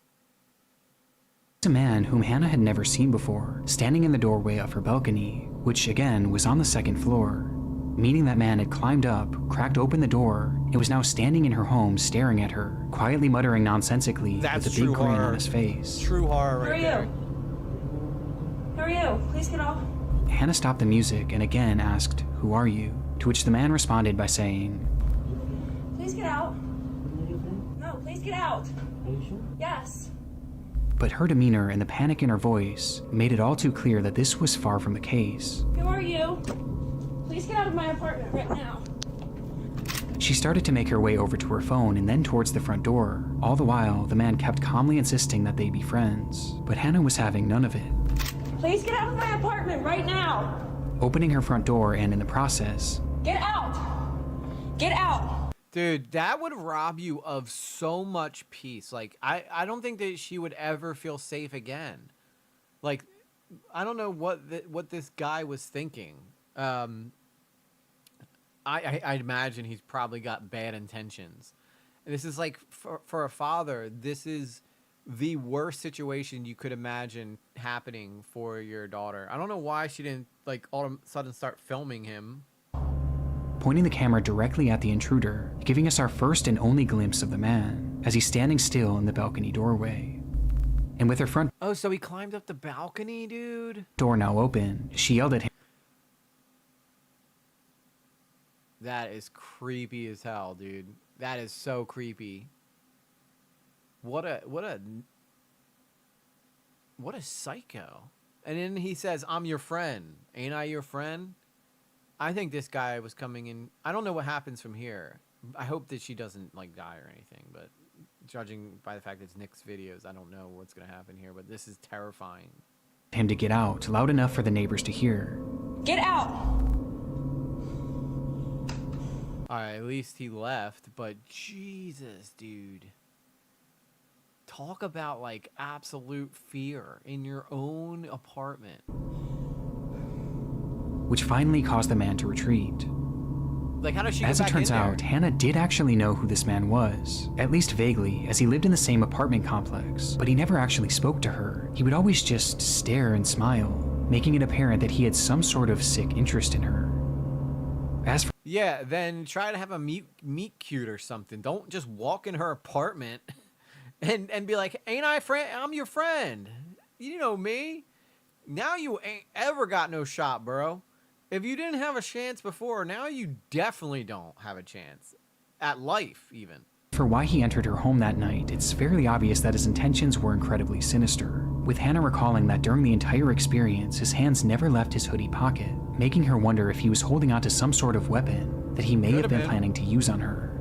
But thankfully, because of her swift reaction, we'll never truly know what he had planned that night.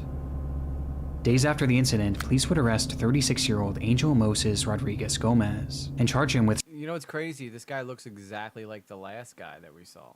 This guy looks exactly like the last dude who was eating on the leg. Stalking, second-degree assault. I guarantee her door is gonna be locked from now on. You best believe that, dude. But this guy should be immediately taken out of that apartment complex. I'd get a PFA against him. I don't care what it took, because there is zero... Anybody who thinks that they could just enter an apartment like that is not someone you want around. If I was her, I'd leave that apartment.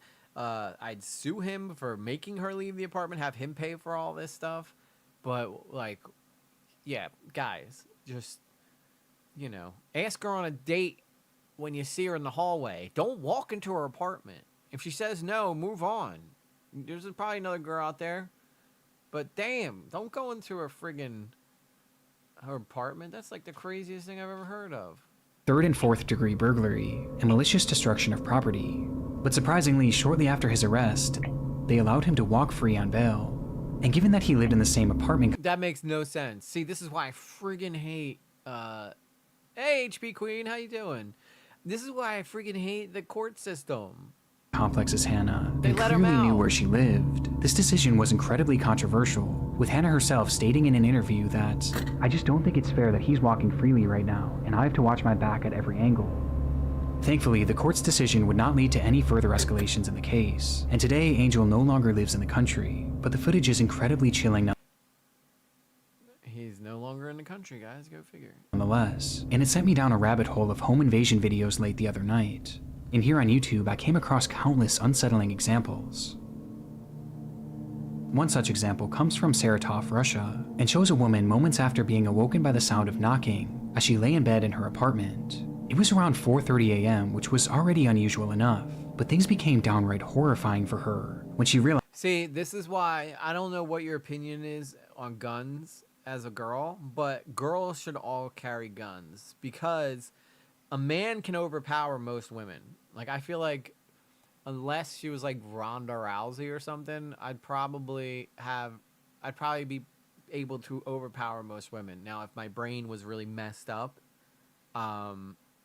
like, what's gonna stop me from hurting you? You know what I mean? Luckily, I'm a nice, very nice man, and I would never do anything like that. But there's guys that are even stronger than me. So they're not right in the head.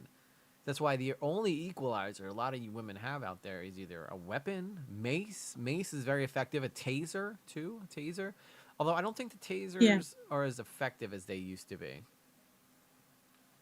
Phallic is It depends on the connection. You're still live on the air, Phallic. Oh, okay. Mute yourself, please. Thank you. Yeah, so that's freaking wild, dude. realized that the knocking wasn't coming from the door. It was coming from the window. Oh, dude.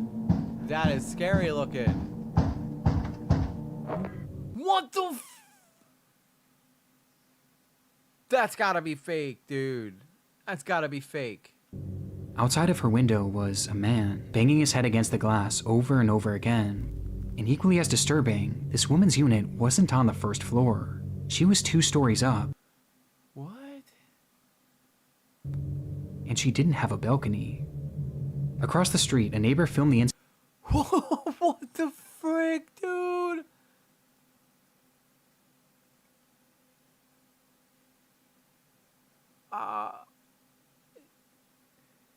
Where does he find this crazy stuff, dude? Women need a gun to yeah, women do need guns to defend themselves. But like, okay, let's just watch that again real quick, because this is like stuff you'd see in a horror movie. And equally as disturbing, this woman's unit wasn't on the first floor. She was 2 stories up, and she didn't have a balcony. Look at that face. Across the street, a neighbor filmed the incident as it happened, showing us that the man was standing on one of the building's gas pipes while he continued to strike the window. Eventually, these hits grew so forceful that the glass started to break, and his head began bleeding profusely, finally leading to the man stopping. but not in the pursuit of entering the home.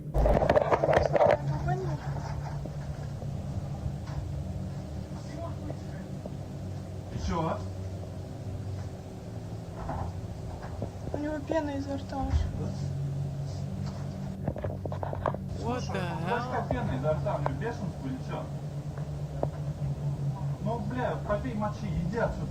As he instead climbed to a different window where So it looks like it's like Russia or something. he attempted to peel it open with his fingers. But by this point, police had already arrived on the scene, and eventually the man would be forced down and placed under arrest. It's scary to think what he would have done if he got into the place. Like, that guy had the craziest look on his face I think I've ever seen. I'm not allowed to have a gun because of mental health, but I have a taser. Okay. Pepper spray would, you know, the pepper spray taser combo could be effective. When looking for an explanation as to why this man was doing this, it appears that he was under the influence of bath salts during the ordeal. It's always bath salts, ain't it? It's always bath salts. But aside from this, I couldn't find any other information about the man's identity or whatever became of him. But I was able to find that this clip doesn't tell the entire story, as the woman behind the camera actually spoke to a local reporter and provided additional context to the ordeal, which only made the story more terrifying.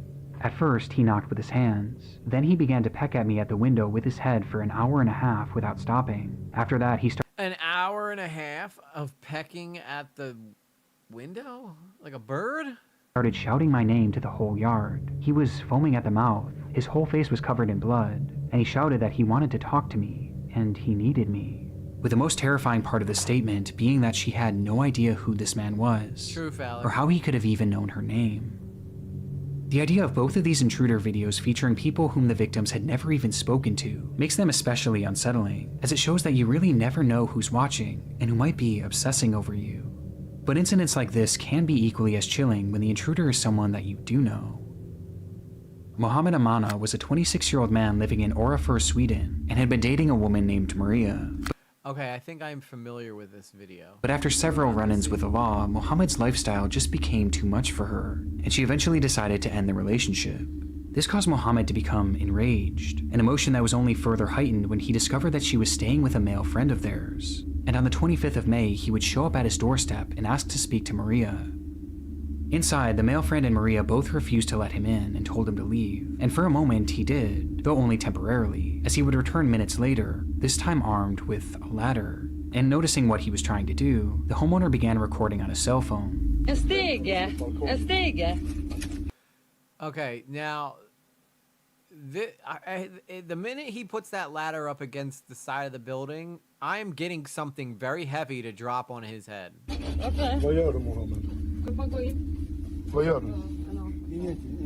The man behind the camera asks, "What are you doing? Are you going to fight me?" To which Mohammed said no, he just wanted to speak to Maria.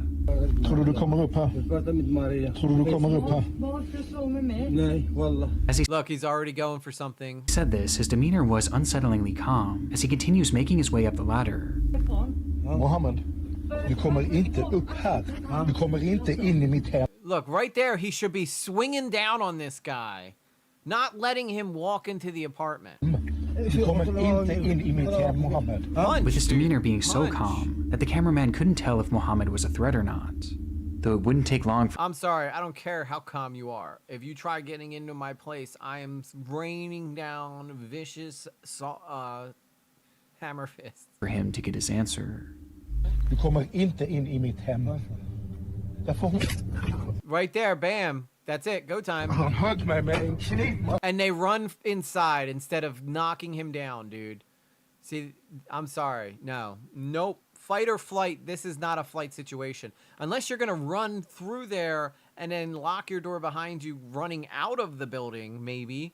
But I think they stay in the apartment. Han sköt mig med en kniv. In an instant, Mohammed struck the cameraman, causing him to retreat into his room, closing the sliding glass door just in time for Mohammed to step on the balcony and brandish With a knife, of course. a large kitchen knife. En stor köttkniv. Såg ni det? And look, he's got a brick there, ready to go. Du, han krossar glaset med en sten. Dude, yeah. It's so many things that make me just want to go like, What were you thinking? Why not defend your best opportunity? You had the advantage the second he's down underneath you to stop him. And if there was a brick sitting up there on that balcony, dude, drop that on him.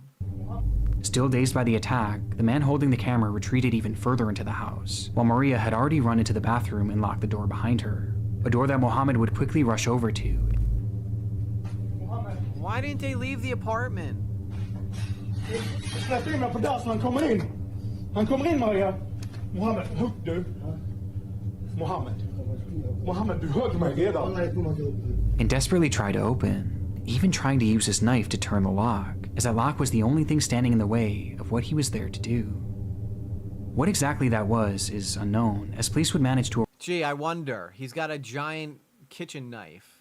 What do you think he's there to do? He's not there to fillet a steak. Arrive on the scene within minutes of this footage being taken, where they would arrest Mohammed before he was able to get to Maria.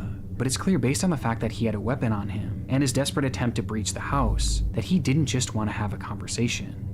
In the end, the man filming was left with only minor cuts. Thank God, dude. For some reason, I thought I remember him like actually stabbing her or something, but that is a scary video. I mean, this is why people in America don't want to give up their guns, guys. Simple as that. Mohammed was sentenced to 2 years in prison, as well as a 10-year ban from the country of Sweden, leaving us with 3 haunting videos of 3 disturbed intruders, whose true intentions will thankfully never be known.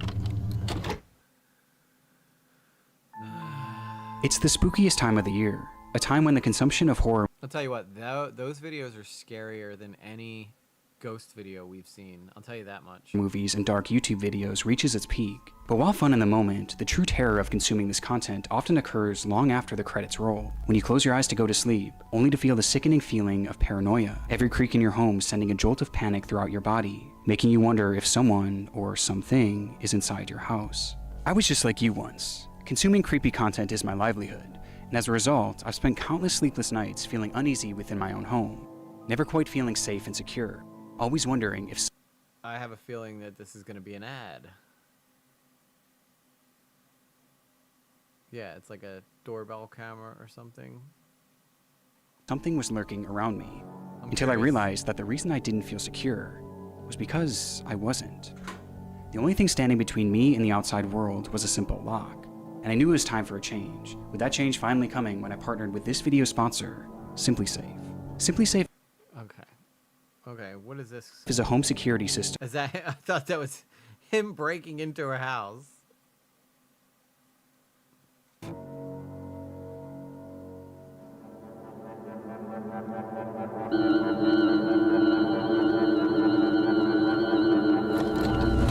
The story of Noah. Alright, hey folks, this is Noah, getting my blog live. Trucks and lots of trucks. This is the very first footage that Noah Harpum would post to YouTube. After years of having a channel, Noah finally decided to give uploading a try, posting this inaugural video to a self-titled channel on October 29th, 2015, titling it 102915 Video Blog Number 1, and introducing himself to the platform with a simple "Hello World" in the description. No, but I did want to dissect just the beginning of a sermon given by a Pastor Bill, a guy that my dad has been following, taking ideas from for 10 years at least. He and his family, 2 kids. In the video, Harpum paces throughout his home and discusses... It's so crazy to me how like these people will create these YouTube channels and not know that they might be documenting like their demise. If anything ever happens to me, there's going to be a video of... Well, okay, so there's a couple reasons why I do this. All right, it's not just for entertainment purposes or money, right? Another reason I do this is so that if anything ever happens to me, my daughter can come back and watch all these videos and live streams of me and see me give my advice on how things, how my perspective on things. So maybe if she gets herself into a situation, she can still come back and get my advice, because we cover so many different topics in this on this channel that she can come back. Like if she has something going on, she could literally come back and see what Dad would have told her advice is. So I always kind of like that aspect of this, you know. So hopefully that never happens, but you never know, right? So better safe than sorry. Just as a priest named Pastor Bill, whom he believed was influencing his father and his family, and clearly not in a good way. I try, Phallic. I try, because girls need their dads, you know? I've been ignorant of it for a long time, so I wanted to look at it. Like if she's ever, like when she gets older, if God forbid something happened to me, she can go back and see me talking about a Landon View 5546. How are you? Nice. Welcome to the stream. Happy to have you here. We're just watching some creepy, scary stuff from Nick Crowley. It's YouTube's Darkest Videos 9. I was just simply saying that I think that I'm kind of, I do this for multiple reasons. One, to entertain people for revenue, but the third reason is so that my daughter can come back and see my advice given, you know, specific situations, whether it's domestic abuse or... Oh, you come from Tan Man. Awesome. I love Tan Man. Tan Man's a good dude.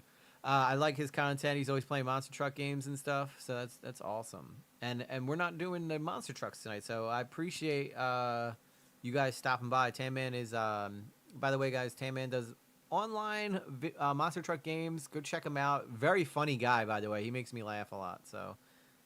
And I challenged him just to look at 15 minutes of this sermon. Though he gives no context as to who this pastor is, only mentioning that he had been ignorant of the situation for a while. I'm going to have to raid Tan Man one of these days. If he's live when I'm finishing, I'll have to keep checking that, because I don't know if our times match up to where I can raid him when I'm live, but I definitely would like to raid him, because he's always so helpful when we're over on Lately Gaming. While, and that this video was his response after trying to expose the truth to his father. Been waiting and waiting, and haven't. I know you because of Speedy Gaming. I'm not okay, so I might not be familiar with Speedy Gaming. Let me know. Has he got a channel? I'd love to check it out. Heard anything? So I was gonna just post my reply, and I guess that's how I'll start my blog. Again, what this truth is unclear, as the lack of information makes this video a confusing watch. And ultimately, it tells us very little about who Noah was, let alone the other people he was discussing. So we do all types of different content on here. So we will do, like, I was showing the guys my monster truck video earlier that I did over on my Lately Gaming, which is where I'm running that whole series. But we do talk about, like, a lot of different stuff here. Like, I don't ever, like, kind of just talk about one thing or another. We, like, are always talking about something completely different every night.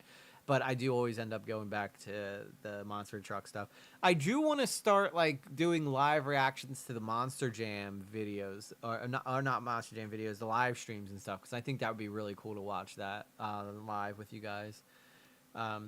Speedy Gaming 82, I believe. Okay, I'll have to check them out. I'll have to go check them out and give them a shout out. Because once I do my next monster truck video, I'm definitely going to give shout outs to Tan Man and a lot of the other guys that have been very supportive of the channel.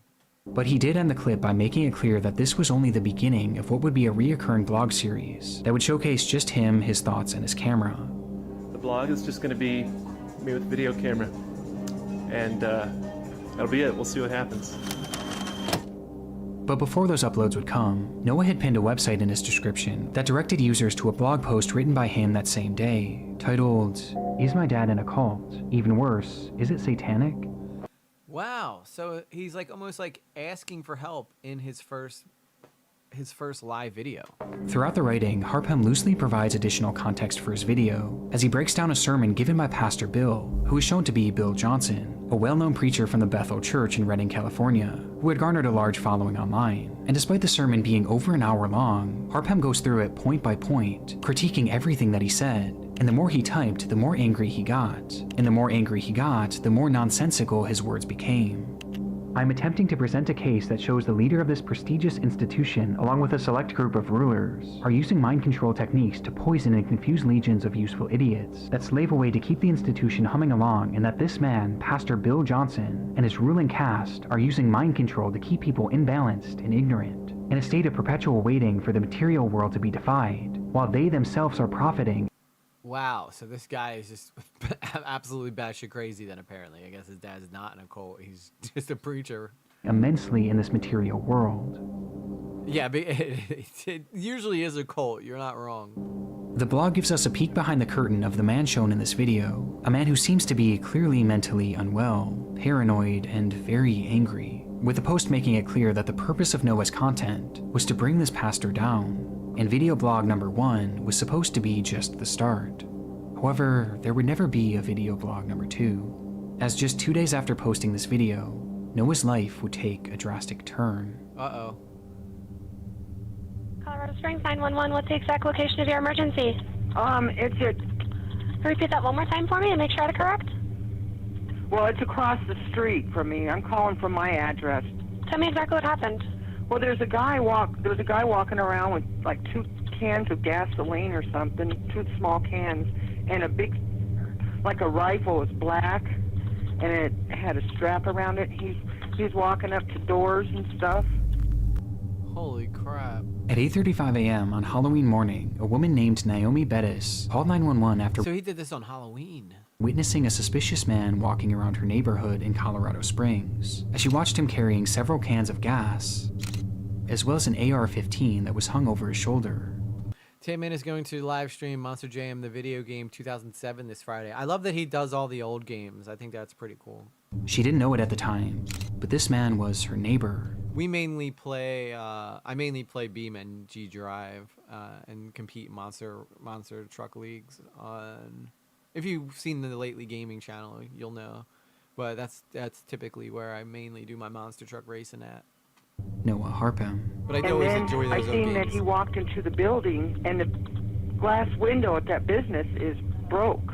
And that's a business? What's the name of the business? I have no idea, but I just know it's, I don't know if it's a fake gun, a BB gun, but it looks pretty scary. As the call progresses, Naomi explains that she had watched him enter a nearby business, where one of the windows appeared to have been broken.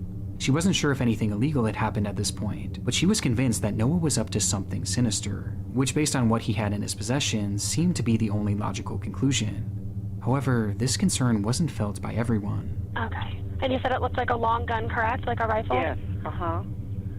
Well, it is an open carry state, so he can have a weapon with... I love BeamNG. I do collabs with my friend. You should check out a couple of leagues I'm in then, Landon. I do, I'm over on UML and AODT. I don't know how old you are, but we typically, I think it's 16 up for AODT, but I think you can be a little younger to do UML. But if you, yeah, I think both of those Discords are pretty awesome for getting involved in competitions and stuff.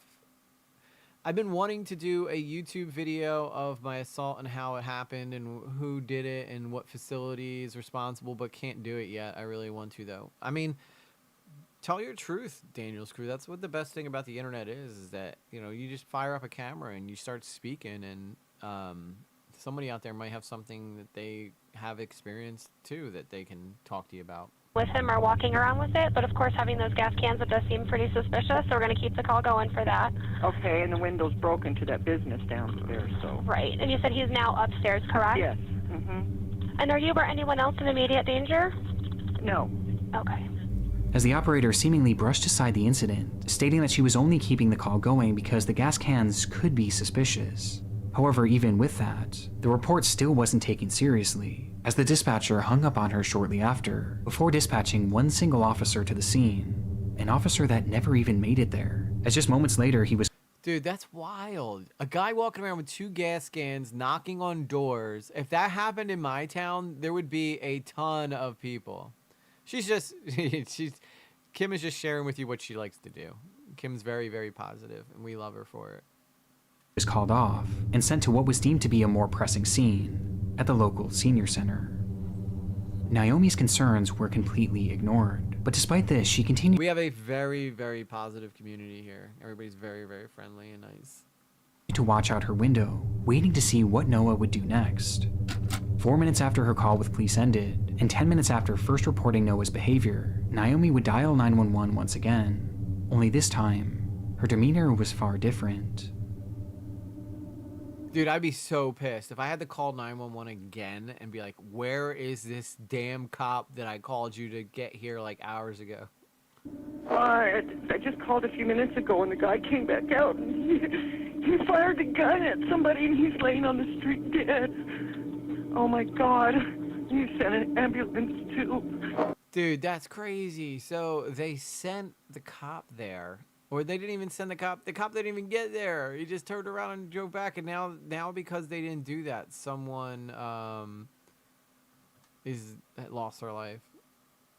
The current running joke for Tan Man is the 2011 Kids' Choice Award hosted by Jack Black, where he drove a monster. I watched that, dude. Yeah, and it was definitely.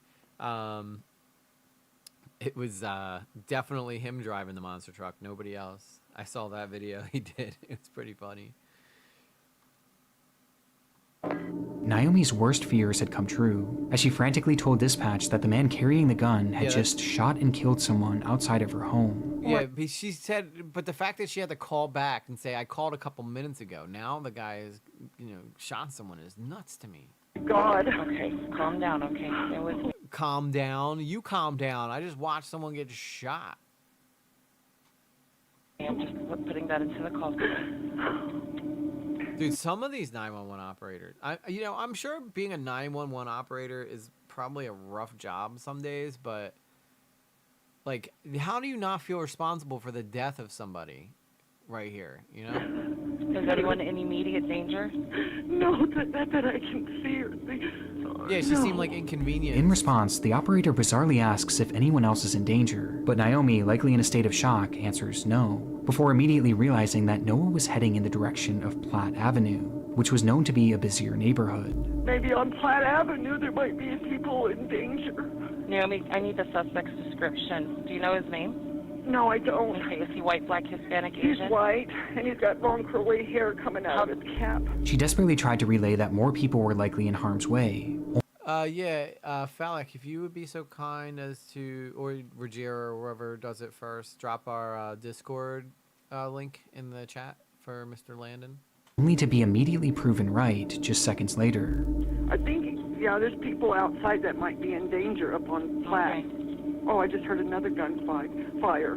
Oh my God. When she hears more gunshots, prompting the operator to once again ask, Yeah, they need to call an ambulance or something right away. Okay. Is anyone in immediate danger? Gee, let me think. What is she supposed to say here? Is anybody else in immediate danger? Well, I don't know. I just saw him shoot someone in front of me. Now he's walking to an intersection. I'm hearing more gunshots. You tell me, genius. Is anybody in immediate danger from your perspective? Swear to God, I know sometimes these 911 operators, I know they probably are required to get as much information as possible, but geez, she is terrible at her job. Terrible at her job. So would only send cops if they were... Thank you, Phallic. Yeah, Landon, this way I can get your Discord information. So if you come into my Discord, then we can talk from there. So would only send cops if they were in immediate danger. That's what it sounded like from the dispatcher. Yeah. Oh, thank you both on top of it. Appreciate it. Only people up on Platt, maybe. All right, I am sending the paramedics to help you now. Stay on the line and I'll tell you exactly what to do next, okay? Okay. It was only then that the operator would tell Naomi that police and medical personnel were finally being dispatched to the scene, but by this point, it was far too late. In the moments after Naomi had made her first 911 call, Noah Harpham would first attempt to light his house on fire using the 2 cans of gasoline, though this, however, failed and caused him to quickly shift his focus. Noah instead stepped outside and brandished his rifle, immediately pointing it directly at Andrew Mayers, who had been riding his bike in the neighborhood, and after seeing the gun, the man stopped and begged him not to shoot, to which Noah responded by pulling the trigger multiple times. You know what? That is tragic because that guy was probably trying to save somebody. He could have just rode on by. Hell yeah, Phallic. The guy probably could have just rode on by, but he saw the guy with the gun and he stopped and he was trying to, like, I guess, convince him not to do that. Oh, that's sick. Especially in them old games. Front flips are hard to do. I know he has you guys compete with him sometimes. Killing him instantly, with Andrew Myers being the man that Naomi had seen laying dead on the street. From there, Noah began walking up the street where he would eventually see 2 women sitting on the porch of a sobriety center, where local women went to get help with their drug and alcohol addictions. And upon noticing them, he immediately started shooting. Good God, dude. and killing both Christina Gallela and Jennifer Vasquez. 2 girls that were trying to put their lives together, he took their lives just because he was mentally ill, dude. That's horrible. Noah walked for over a mile after this before the police finally caught up with him. And when they called He got a mile away before the cops finally caught up with him after he killed 3 people. out for him to stop walking, Noah turned and immediately opened fire, leading to a massive shootout. Yeah, there's video requests in Lately's inbox. If you put your video request in there, we'll react to it on nights that we don't have a full docket.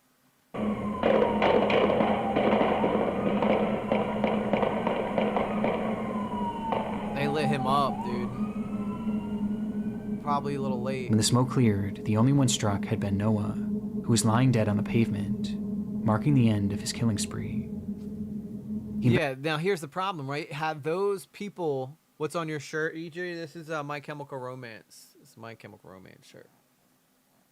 It's from their album that came out.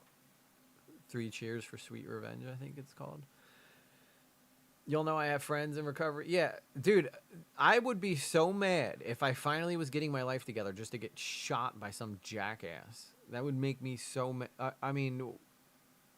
You know, I'm in recovery, so the fact that they killed these poor girls who were on the front porch of a sobriety center just because the guy's a freaking loser.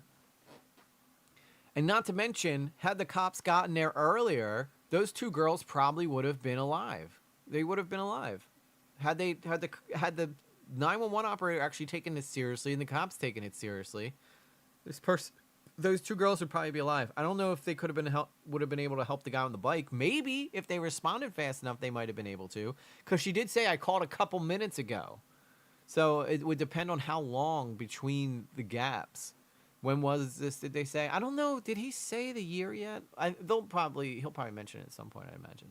Investigation that followed revealed that Noah had never even met any of the 3 people he killed that day. They were all total strangers, leaving the question, why had he done it? Well, even today, there's still no clear motive, with this appearing to be a completely I mean, those are pretty modern cop cars, but I think the Charger came out around like 2010, so this could be anywhere from 15 years ago. Random and senseless act. But looking at his final and only posts online, Noah was clearly very angry and seemed to be mentally unwell, which was corroborated by testimony from his parents, as they later claimed that he had anger issues and suffered from drug addiction and bipolar disorder. So because he had drug addiction, he killed the people on the sober living house? That makes no sense. This shooter's eyes look more messed up than the... Yeah, I mean, he does have like that blank, like there's just nothing going on behind the veil. But what's so unusual about this to me was that this video was published. Okay, so he said this came out about a week later, so this happened in 2015 then.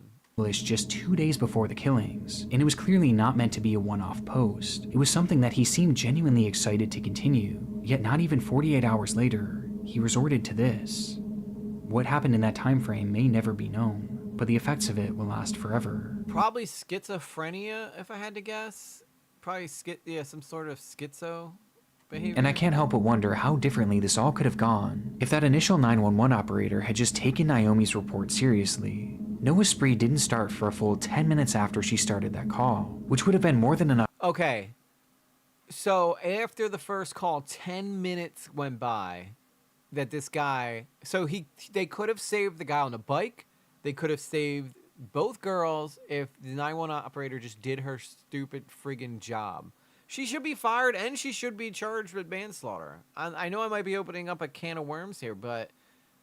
You know, it's the lack of, you know, action, which is the main job of this person, to protect people. Enough time for police to intervene, but instead, Noah was given all the time he needed to end 3 innocent lives. Yeah, especially for cops, 10 minutes is way too long. Any cop in that area could have got there in 4 to 5 minutes. I think it's the last one, guys. The last one. It wasn't an attraction for the faint of heart. Standing over 1,300 feet above the ground. Although I do think, I think we made our $50 thing tonight. So if you guys want, we can go an extra hour. The Deogar ropeway Go to 11. was built to take tourists up and down the Trikut mountain in Jharkhand, India. It was the tallest cave. Monster Truck content is on Saturday nights and Sunday nights and Thursday nights on Lately Gaming. So I don't typically do it on this channel very often. This is kind of more like this type of stuff, but on the Lately Gaming channel, if you want to, I don't know if you're following over there or not, but if Falak or Rajir could drop the link to that channel, that's where I do like the Monster Truck content stuff. Cableway in the entire country, offering an unparalleled view of Deogar and the picturesque landscape around it. Because of this, videos have long since been posted on YouTube showing. Yeah, like this week you'll get Thursday, Saturday, and Sunday content for Monster Trucks. Because last week we were off Saturday and Sunday, but every Thursday there's something typically. Just how dramatic of a ride this truly is, with one such video being recorded on April 10th, 2022.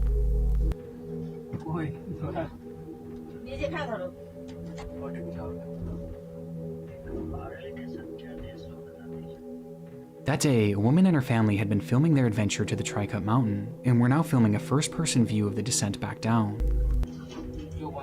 Uh-oh. I have a feeling I know what's going to happen here. Yeah, that's my... Falak just posted my channel right there, Landon.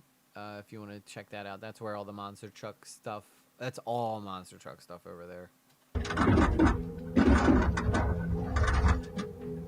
It wasn't the kind of place for anyone with a fear of heights, and the loud sounds of the car passing the support towers only added to the anxiety of the trip. Yeah, that would make But me the group nervous. filming this all remained relatively calm, quietly conversing to themselves, seemingly unfazed by the spectacular height. Oh, no. I would be so Even scared. enjoying it. A feeling that wouldn't last. Oh, no.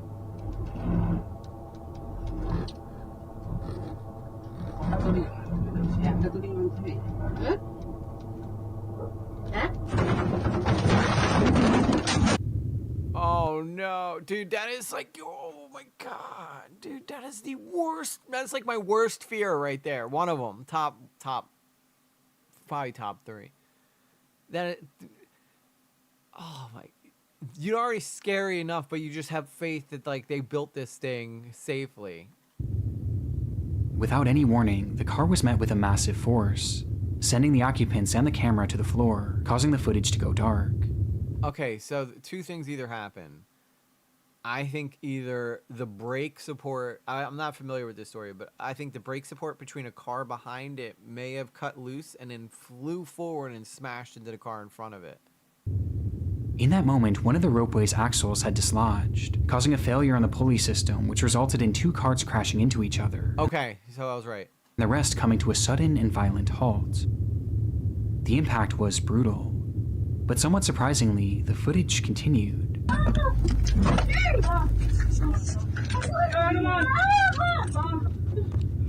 At that point, the only thing I think you could do is film so that people could see your last moments. Like, that's the only thing I would think to do. Like, I typically, like, when things are bad, I turn off the recording, but I don't know if that's always the best idea.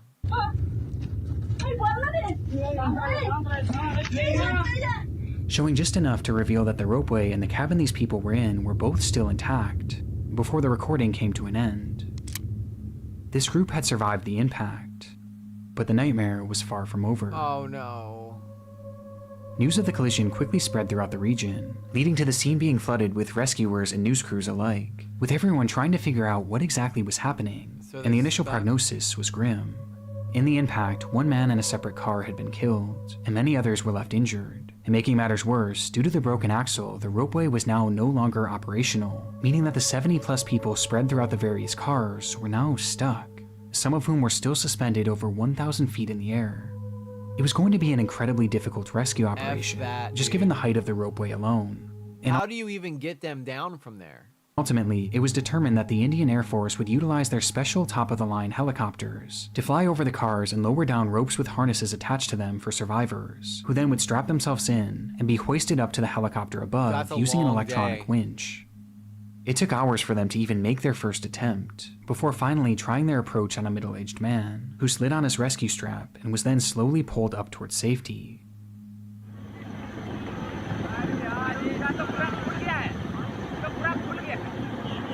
Okay, at least they got two going.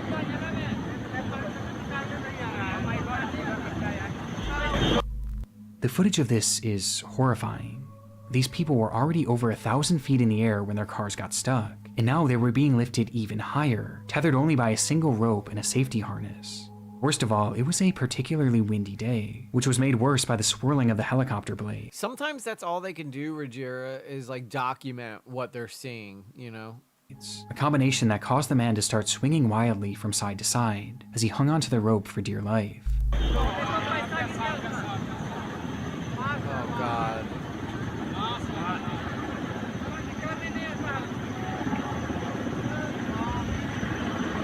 Hang on, buddy. It was a grueling journey up, but finally the man reached the aircraft, and with safety just a few feet away, he instinctively reached his arms above his head in an attempt to grab on. No, I already know what's about to happen. He's in the strap around him like this, and he probably went to go like this to grab on to the chopper, and I guarantee he probably just slips right out. If I had to guess, and I'm pretty sure that's probably what's going to happen. Onto the helicopter, a decision that would have disastrous effects. As he did so, his harness slid upwards and was pulled over his shoulders, and then over his arms, before eventually landing in his hands, meaning the only thing left holding him up was his own grip, as he clung to the now useless harness. Dude, grab him!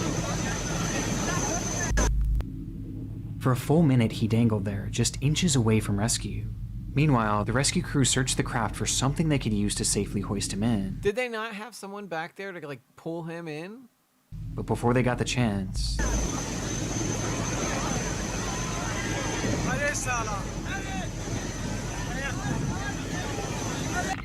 the man slipped out of his harness, momentarily catching himself on the side of the helicopter. Okay, there are guys in the helicopter right now trying to grab him. Itself. But by this point, his strength was gone, and seconds later, his grip would fail for good.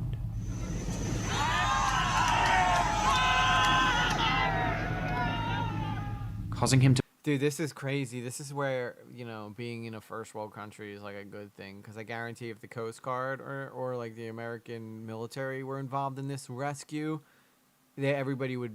This would not happen, I'd assure you.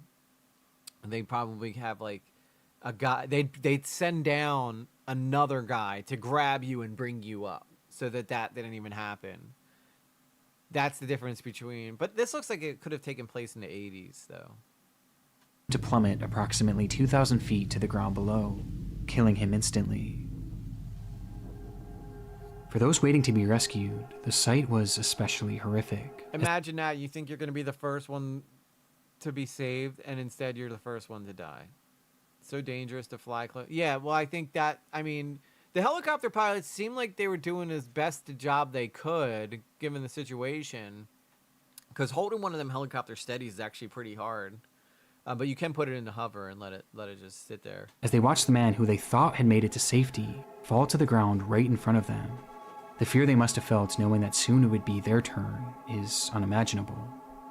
After this, the rescue crews began making tweaks to their operation, which started to lead to a few attempts going off without a hitch. But the entire process was incredibly slow, as a full 24 hours would pass before 60-year-old Shubha Devi would finally get her chance to be removed from the car. And as she started her ascent up to the helicopter, the wind also caused her to start swinging wildly. So wildly, in fact, that the winch used to lift her suddenly stopped working, leaving her hanging there, only moving side to side rather than up towards safety. As she hung there, rescuers on the helicopter frantically tried to figure out what the problem with the winch was. But before they could ever get their answer, the rope suddenly snapped, causing her to free fall to the ground below. Good God, dude.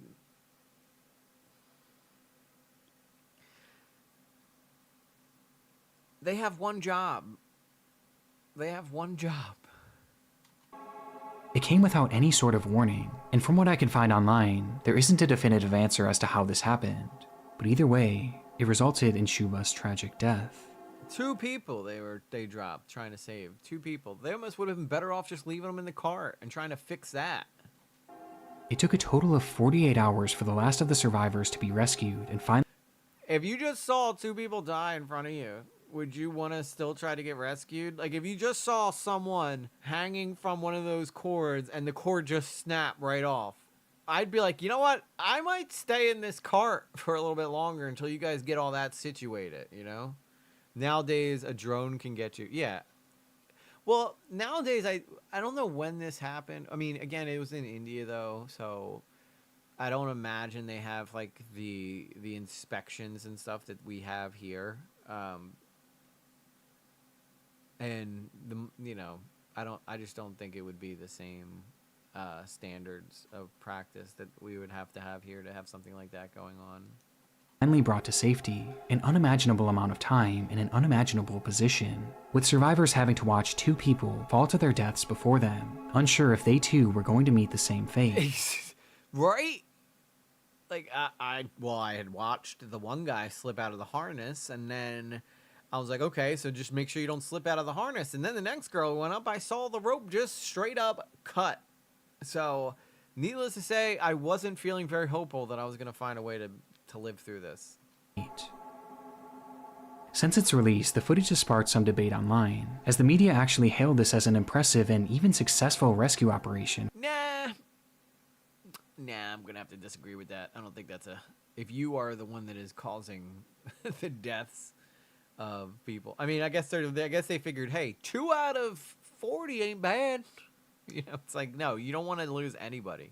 For the Indian Air Force, while others have hit back on this, as both incidents seem to have been entirely preventable, with more people dying from the rescue than the accident itself. Right? Though ultimately there were no repercussions for the rescue crew, with the only punishments being dished out to the operating company DRIL, which was accused of not properly maintaining the ropeway and not following proper safety protocols. It was even alleged that when the initial crash happened, the people operating the ropeway at the time actually fled the scene and never even called authorities. What did they do? Just like, so that's lunch?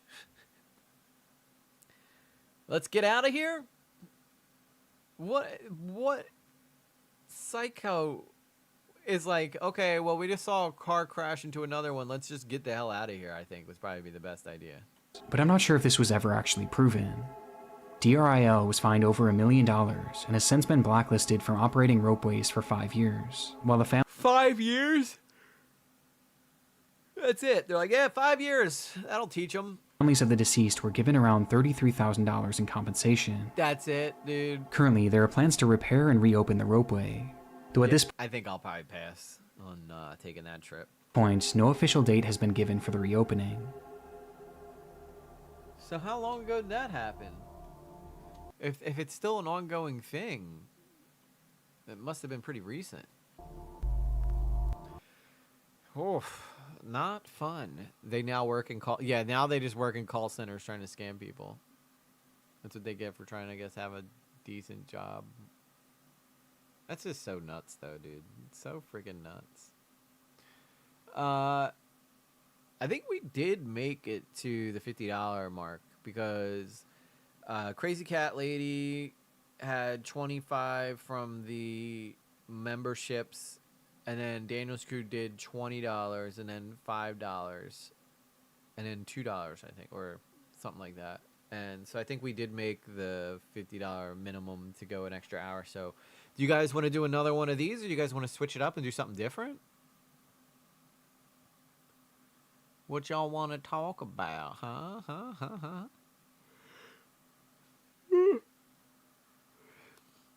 I'm not tired. I'm just yawning. I don't know why I start yawning like this.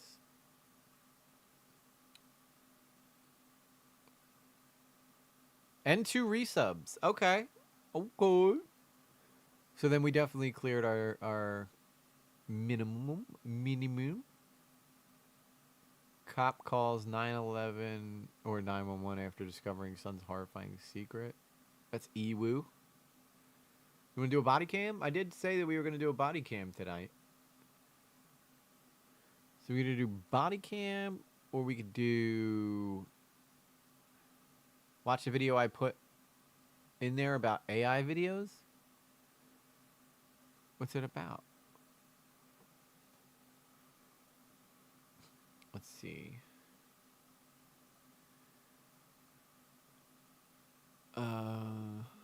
Sarah has one in here about a missing boy found buried under an Arkansas home. Fowler put the one that we just watched in there.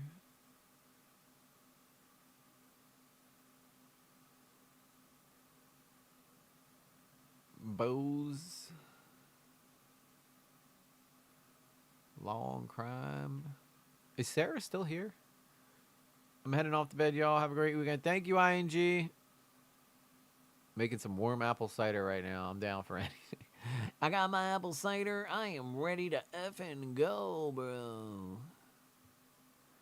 I'm trying to find Rogier's thing. Oh, AI has gone too far. Your eyes will burn. Banned Sora 2. Oh, this is like light-hearted, silly ones.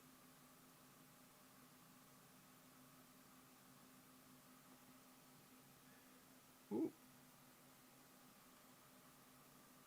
Okay, Sarah. So Sarah's here.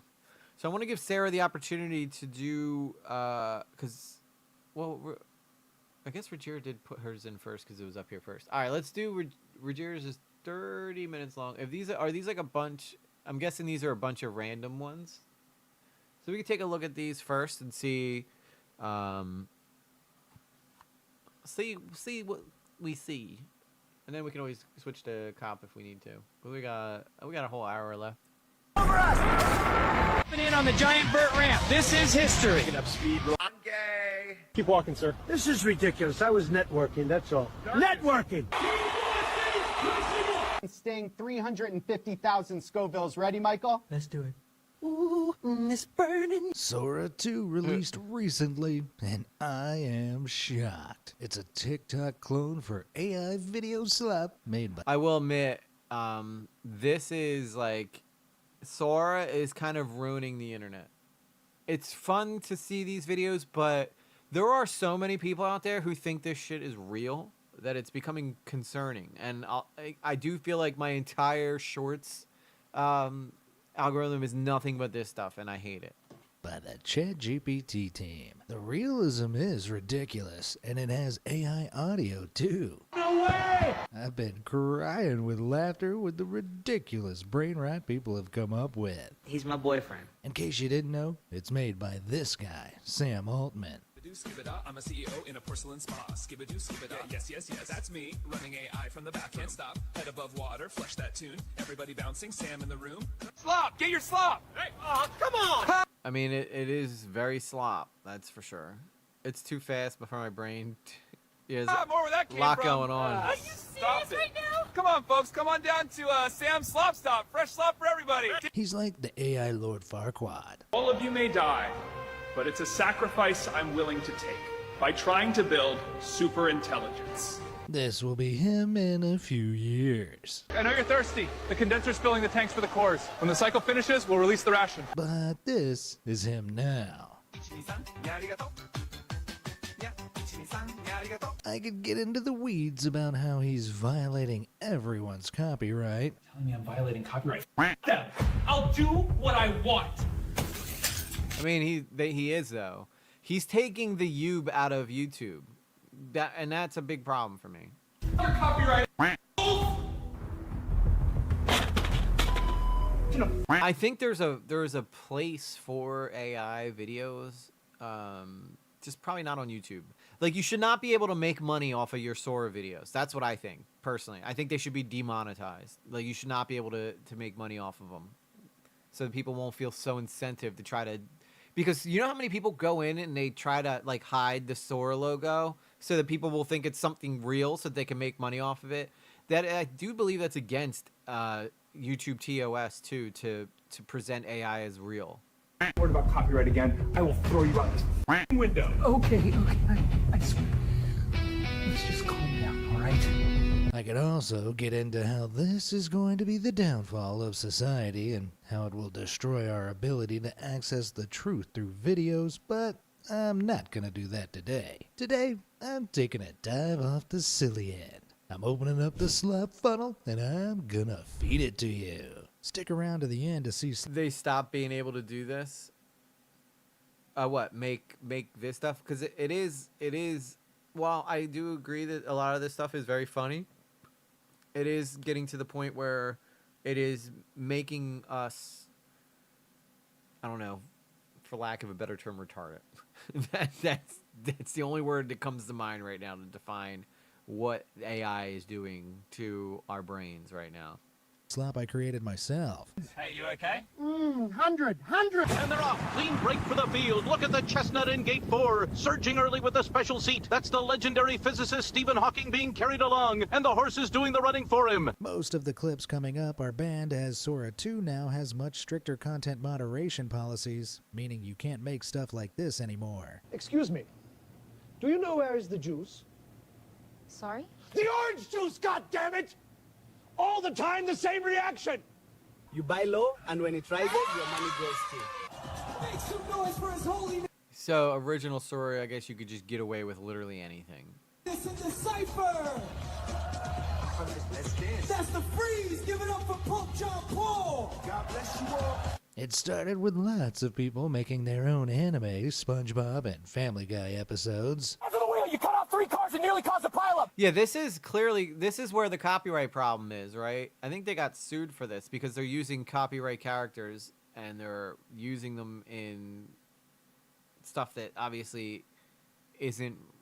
Now, obviously, nobody's going to look at SpongeBob and think it's real, but you know, some 60, 70-year-old, 80-year-old person who has no concept of what AI is might look at some of this and be like, oh my God, SpongeBob's real. Or they'll be like, okay, maybe not SpongeBob, but they'll be like, when did Stephen Hawking become a wrestler or a half-pipe guy?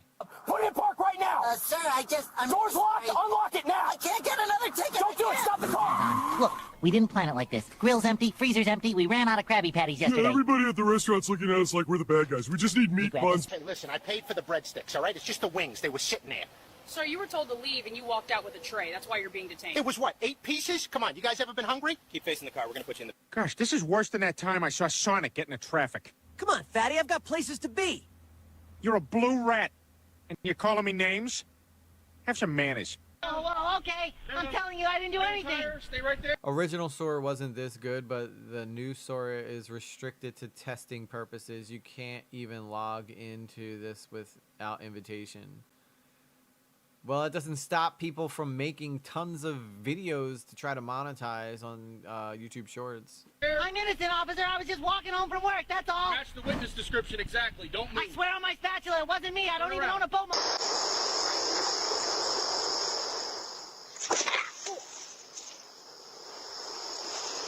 Good evening. Do you know why I stopped you? Because you got nothing better to do, that's why. I wasn't even speeding, dude. License and registration, please. Fine. But I'm filing a complaint, all right? Just hang tight, sir. Yeah, whatever. Real like, what, a dream? No, dude, this whole thing, us, South Park, everything is generated by something called Sora 2 AI. That is... We'll lay a little snow down here at the bottom. Smooth it out, just like that. Now, this fella in the red coat, that's Eric. Round, cheerful little guy. Give him a good, solid color. And right beside him... All right. Let's add a happy little tree right here. Wait, nope. That's not right! Like, this is... There's going to be legislation passed. There's got to be. Because this looks so real. I mean, until, like, they do something violent, then you can see the AI. I think people are getting better and better at identifying what AI is. But I saw a video last night. It was, like, Batman versus Jason. And the animation was beautiful. But the way that the audio was made me want to, like, punch through the screen. But then they banned people from doing this as it's a copyright lawsuit magnet. Yep. Makes sense. You can't just produce your own Rick and Morty episodes.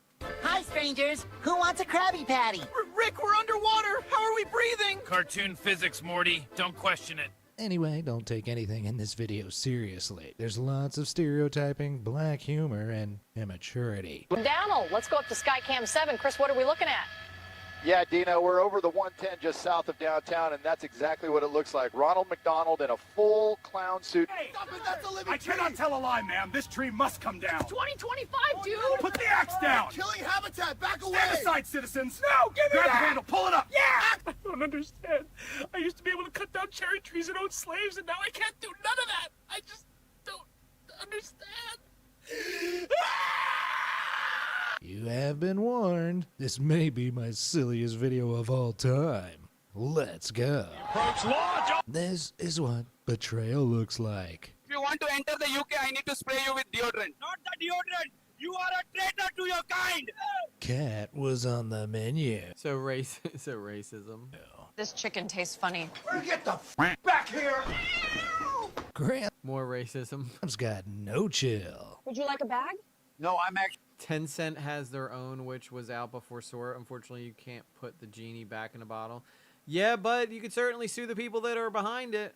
Actually gonna shove it all. If I was like making, like if you present, like honestly, Donald Trump has a suable lawsuit for making him appear to do things that he's not actually doing, regardless of how many times the little Sora thing comes up. Anytime that they present somebody who's famous to doing something that they never really did, and people start believing it, that is a lawsuit right there.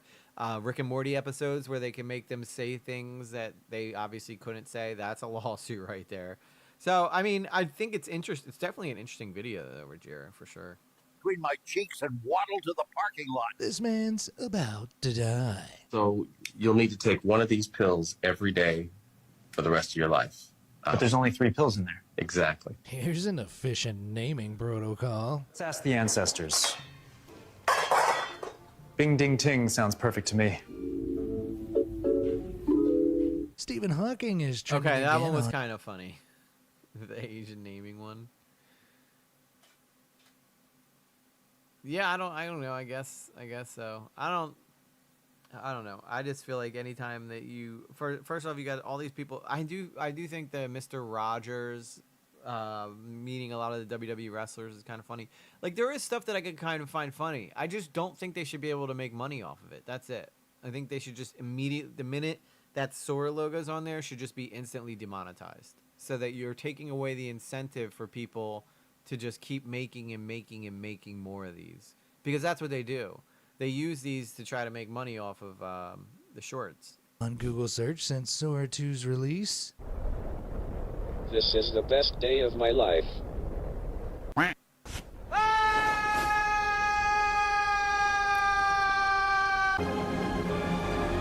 I just don't understand what is so funny about like insulting Stephen Hawking, the guy who literally created string theory, which is like the very fabric of our being. Like everybody just wants to keep making fun of him over and over again because he couldn't walk and stuff. Like I don't know. I just feel like the desensitized.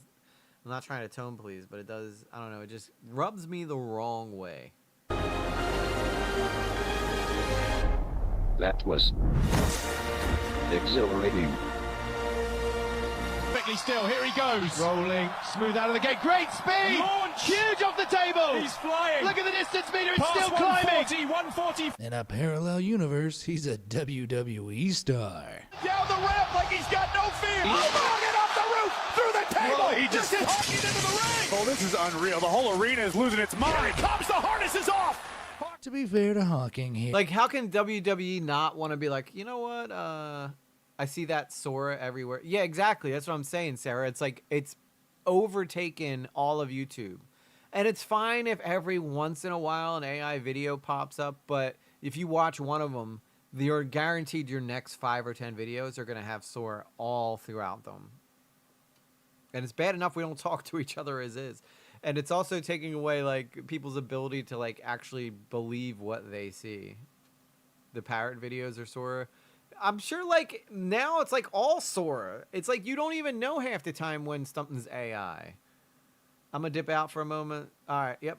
Here, those back of the headshots are totally illegal. It shouldn't even be legal. Stephen Hawking is airborne. Oh my word. Body for the professor. Beginning descent. That splash has to lose him some points. Gates coming open. Hold on, folks. Here we go. Exhilarating. 8 seconds of chaos. It's like non-stop Stephen Hawking. Is that like all that people want to see is Stephen Hawking doing stuff? Hans is ready. Ready. Go. Victory. Here he goes, high platform, and look at the focus, big takeoff, tucks tight, there's the second spin, opening out into a gorgeous line. I'm speechless. Hawking's performance at the X Games was totally tragic. History. Picking up speed, rolling smooth. Look at that pop. Huge front side air, clean rotation, and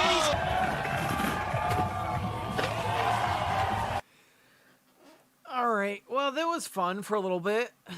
I just don't want to. I mean, I was interested more in what he was talking about, like the actual AI itself. Not, you know, I can go. I've probably seen all these anyway because of the dang shorts feed being completely overtaken by them. So, I'm much more interested in like real life, you know, like people and how they work, as I am opposed to AI and how that works. I did think the beginning of it was interesting though when they talked about the guy who made Sora. I thought that was interesting, and I'm glad to hear about that. But I don't think I need to see Steve Irwin wrestling a guy or whatever. Oh, is that where everybody went? Everybody went over to K-Hux?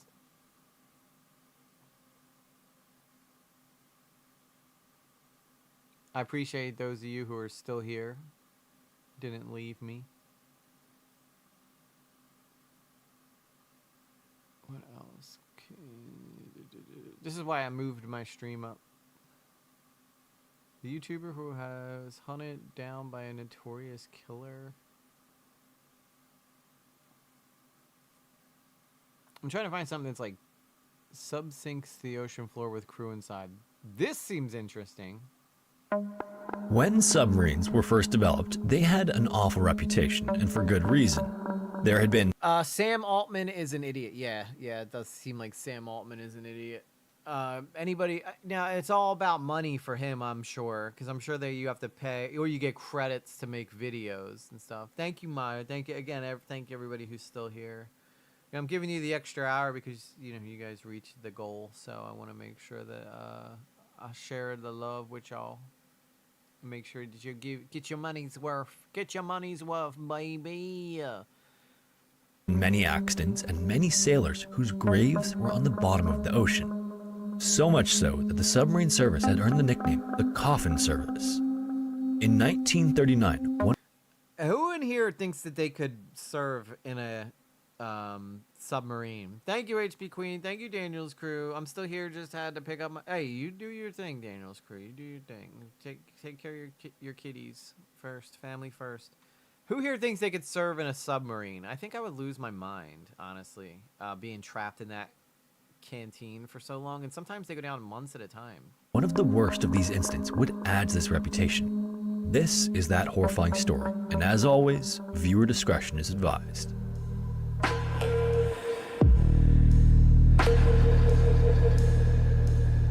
Sam Altman is unaware of what his user base wants from AI. Yeah, clearly. If like he creates this amazing imagery engine, and they use it just to make fun of Stephen Hawking. Like it's so crazy.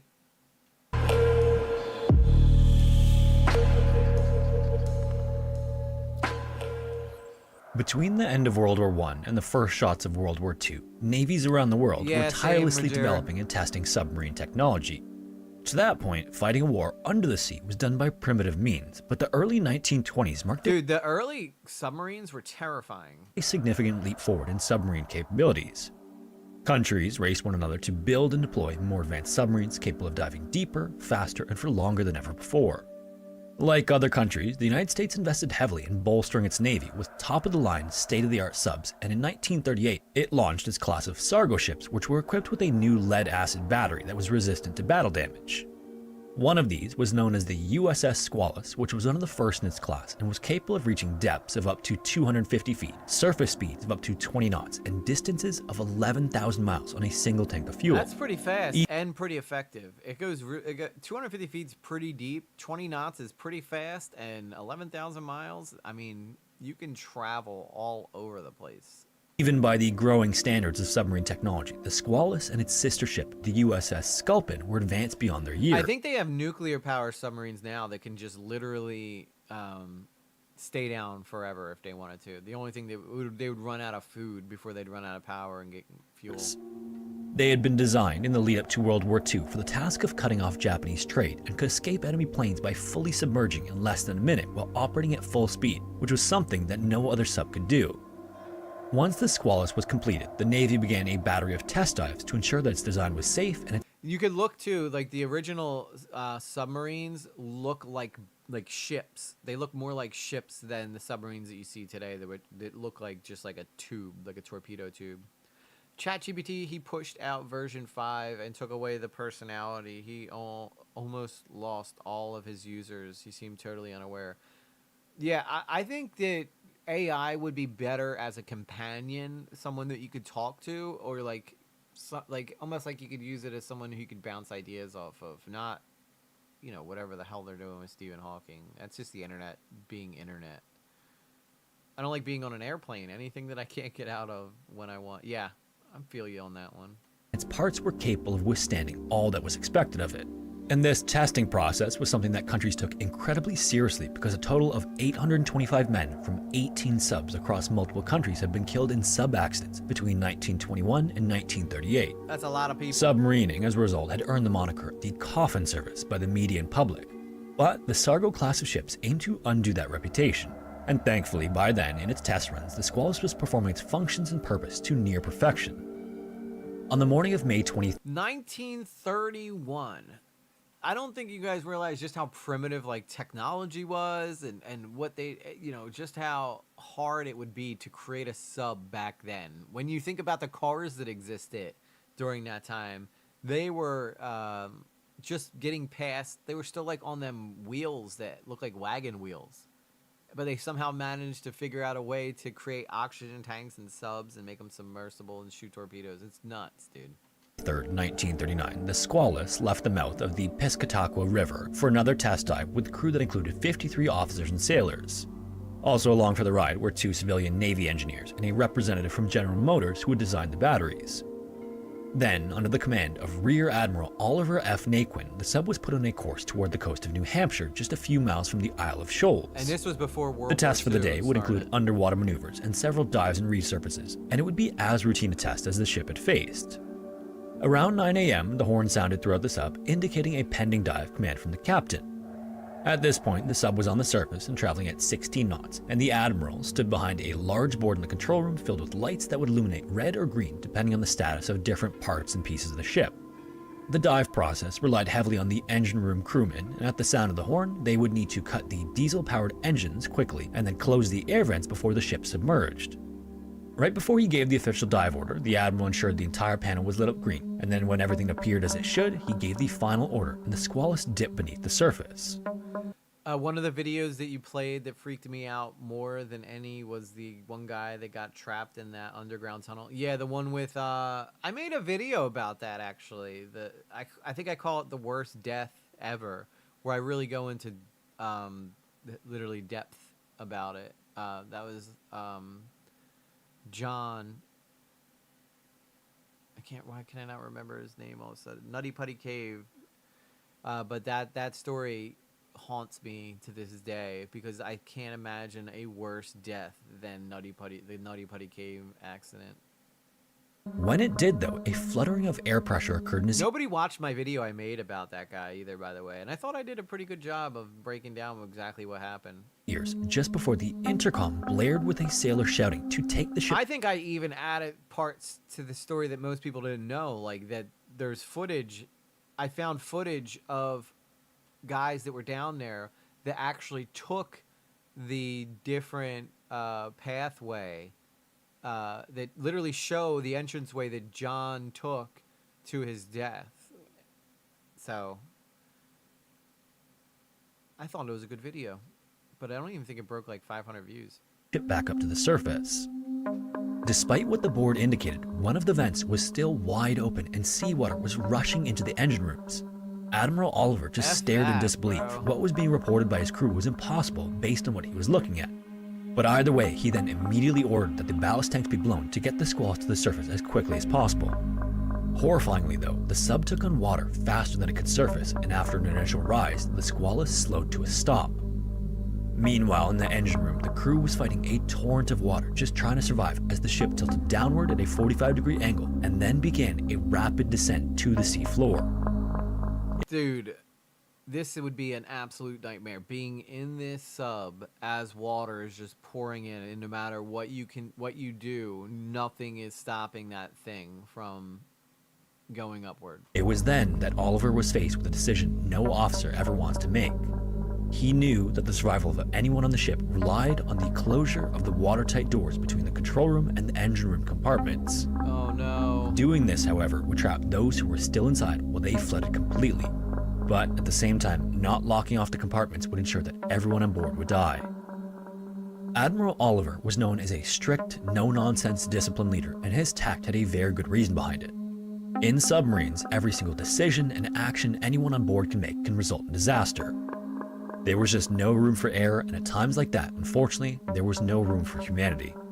Oliver then gave the order to seal off the control room compartment with the men inside. As the man responsible for this order, a man named Lloyd Manus, started to put all his weight into closing the 200-pound door, he heard the screams of men begging him to wait, but there was no time.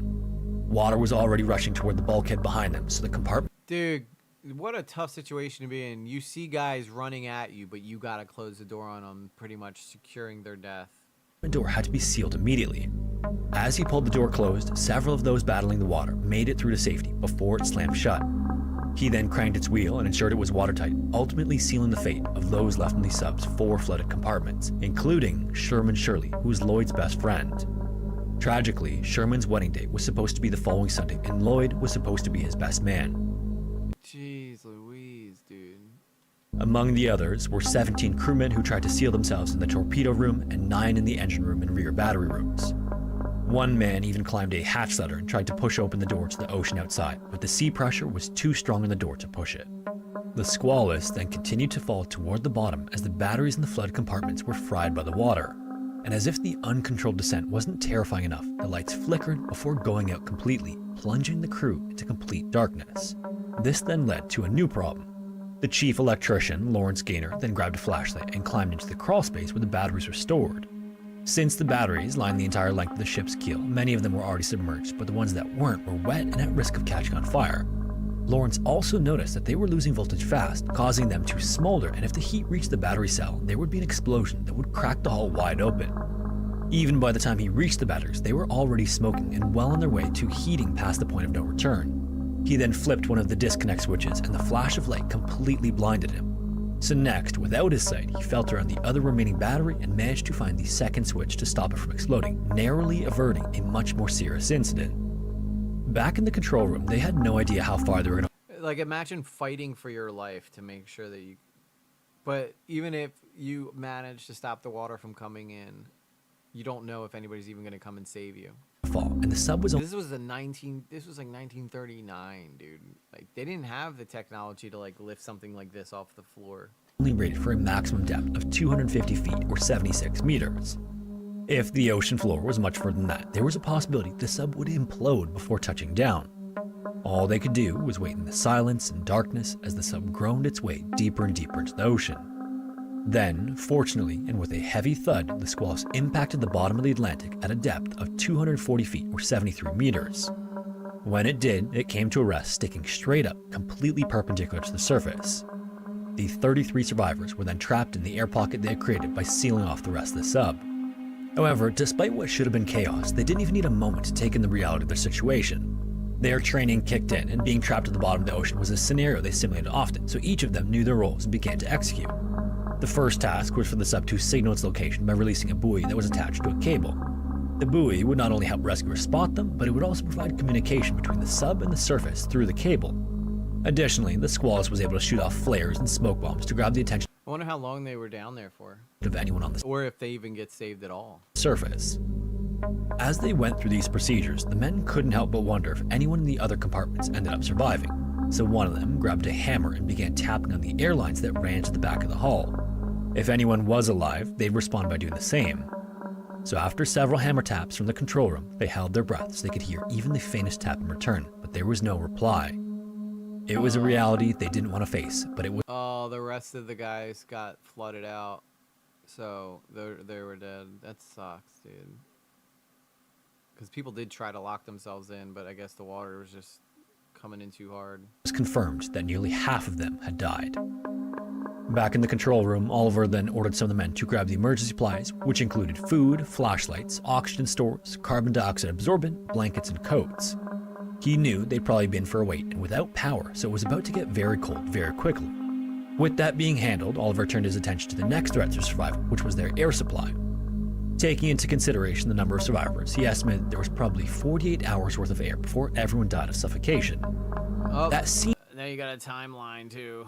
You got the first submarine used was in 1776 in the Revolutionary War. Yeah, wasn't it like a just a big wooden like bubble or something? So nuts that they had that idea back then. Seems like plenty of time to be rescued and back on dry land in New Hampshire, but the prudent course of action was to conserve everything that could possibly stretch that time. Oliver then split the men into two groups, placing 10 of the healthiest and youngest in the colder torpedo room and keeping the 23 remaining in the warmer control room. One of the men then started handing out devices called Momsen lungs, which are a breathing apparatus that can be used from a reasonable depth to swim to the surface. The crew of the Squalus was 40 feet or 12 meters deeper than the Momsen lungs were rated for, and it was uncertain if they'd even work at that depth. And even if they did work, no one knew if they'd have enough air to reach the... Dude, so apparently they could, I guess, use these Momsen lungs to go up from 200 feet, but they're 240 feet, so that's 40 feet deeper. That sucks. It's like just where they need to be able to get out of there. Although the creation of the Momsen lungs, this sounds like pretty interesting. They called it the turtle, so probably an upside down bowl thing. It's probably the best description I could come up with. The surface, so these would have to be used as an absolute last resort. Then, once those were handed out, Oliver instructed the men to nap as much as they were able to prevent panic breathing. Before long, the temperature in the sub was 35 Fahrenheit or 2 Celsius, and the inner hull was beginning to form a layer of ice on it.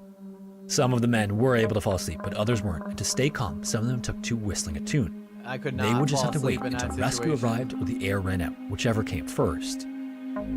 When the Squalus failed to return to the shipyard when expected, its sister ship, the Sculpin, was preparing to leave New Hampshire for Panama. But upon hearing that the Squalus was in trouble, the Sculpin left port and raced to the coordinates the Navy gave them. When they reached them, though, the Sculpin's captain, Warren Wilkins, was puzzled not to see the emergency buoy anywhere. This was because, somewhere in the rush to get the search of the Squalus underway, the coordinates were written down incorrectly, and the Sculpin was in the wrong area. If not for one of the ship's lookouts who spotted a flare further out, the Squalus may have never been found. Luckily, that wasn't the case, and Warren then handed down orders to head in that direction, and as they drew close, they spotted the buoy and pulled up alongside it. Below the ocean in the Squalus, the crew actually heard the sound of a sub-engine above them, and morale inside skyrocketed just knowing that help had found them. Moments later, Oliver's voice was heard inside the Sculpin. He said hello, and Warren replied in kind, but then a second later, the phone went dead. As the two captains were greeting one another, an ocean swell snapped the buoy cable, and the Sculpin quickly lost track of the location of the Squalus. Oh no, dude, it's just a bad situation going from bad to worse right there. You get so excited that you got help there, and then all of a sudden the one thing that you need gets ripped from you. Then for hours afterward, the Sculpin had to actually drag a hook along the bottom of the ocean, hoping to run into the sub. They would eventually find it again, but this cost the rescue effort precious time. The Sculpin then connected a new buoy and waited for reinforcements from other ships. Then, instead of using a direct communication, they used Morse code to communicate with one another, and the Squalus communicated the number of survivors in the sub. The Sculpin then tapped that code for the letters SRC. Oliver immediately knew what that meant, and he expected that he'd hear it at some point. SRC stood for Submarine Rescue Chamber, and there was only one available anywhere on the East Coast. In a stroke of good luck, it just so happened to be in Connecticut at the time of the sub sinking, and a ship called the Falcon was already heading in the direction of the Squalus with it. This 9-ton submarine rescue chamber resembles an upside-down wine glass, and as this name suggests, it could transport survivors from disabled submarines back to the surface.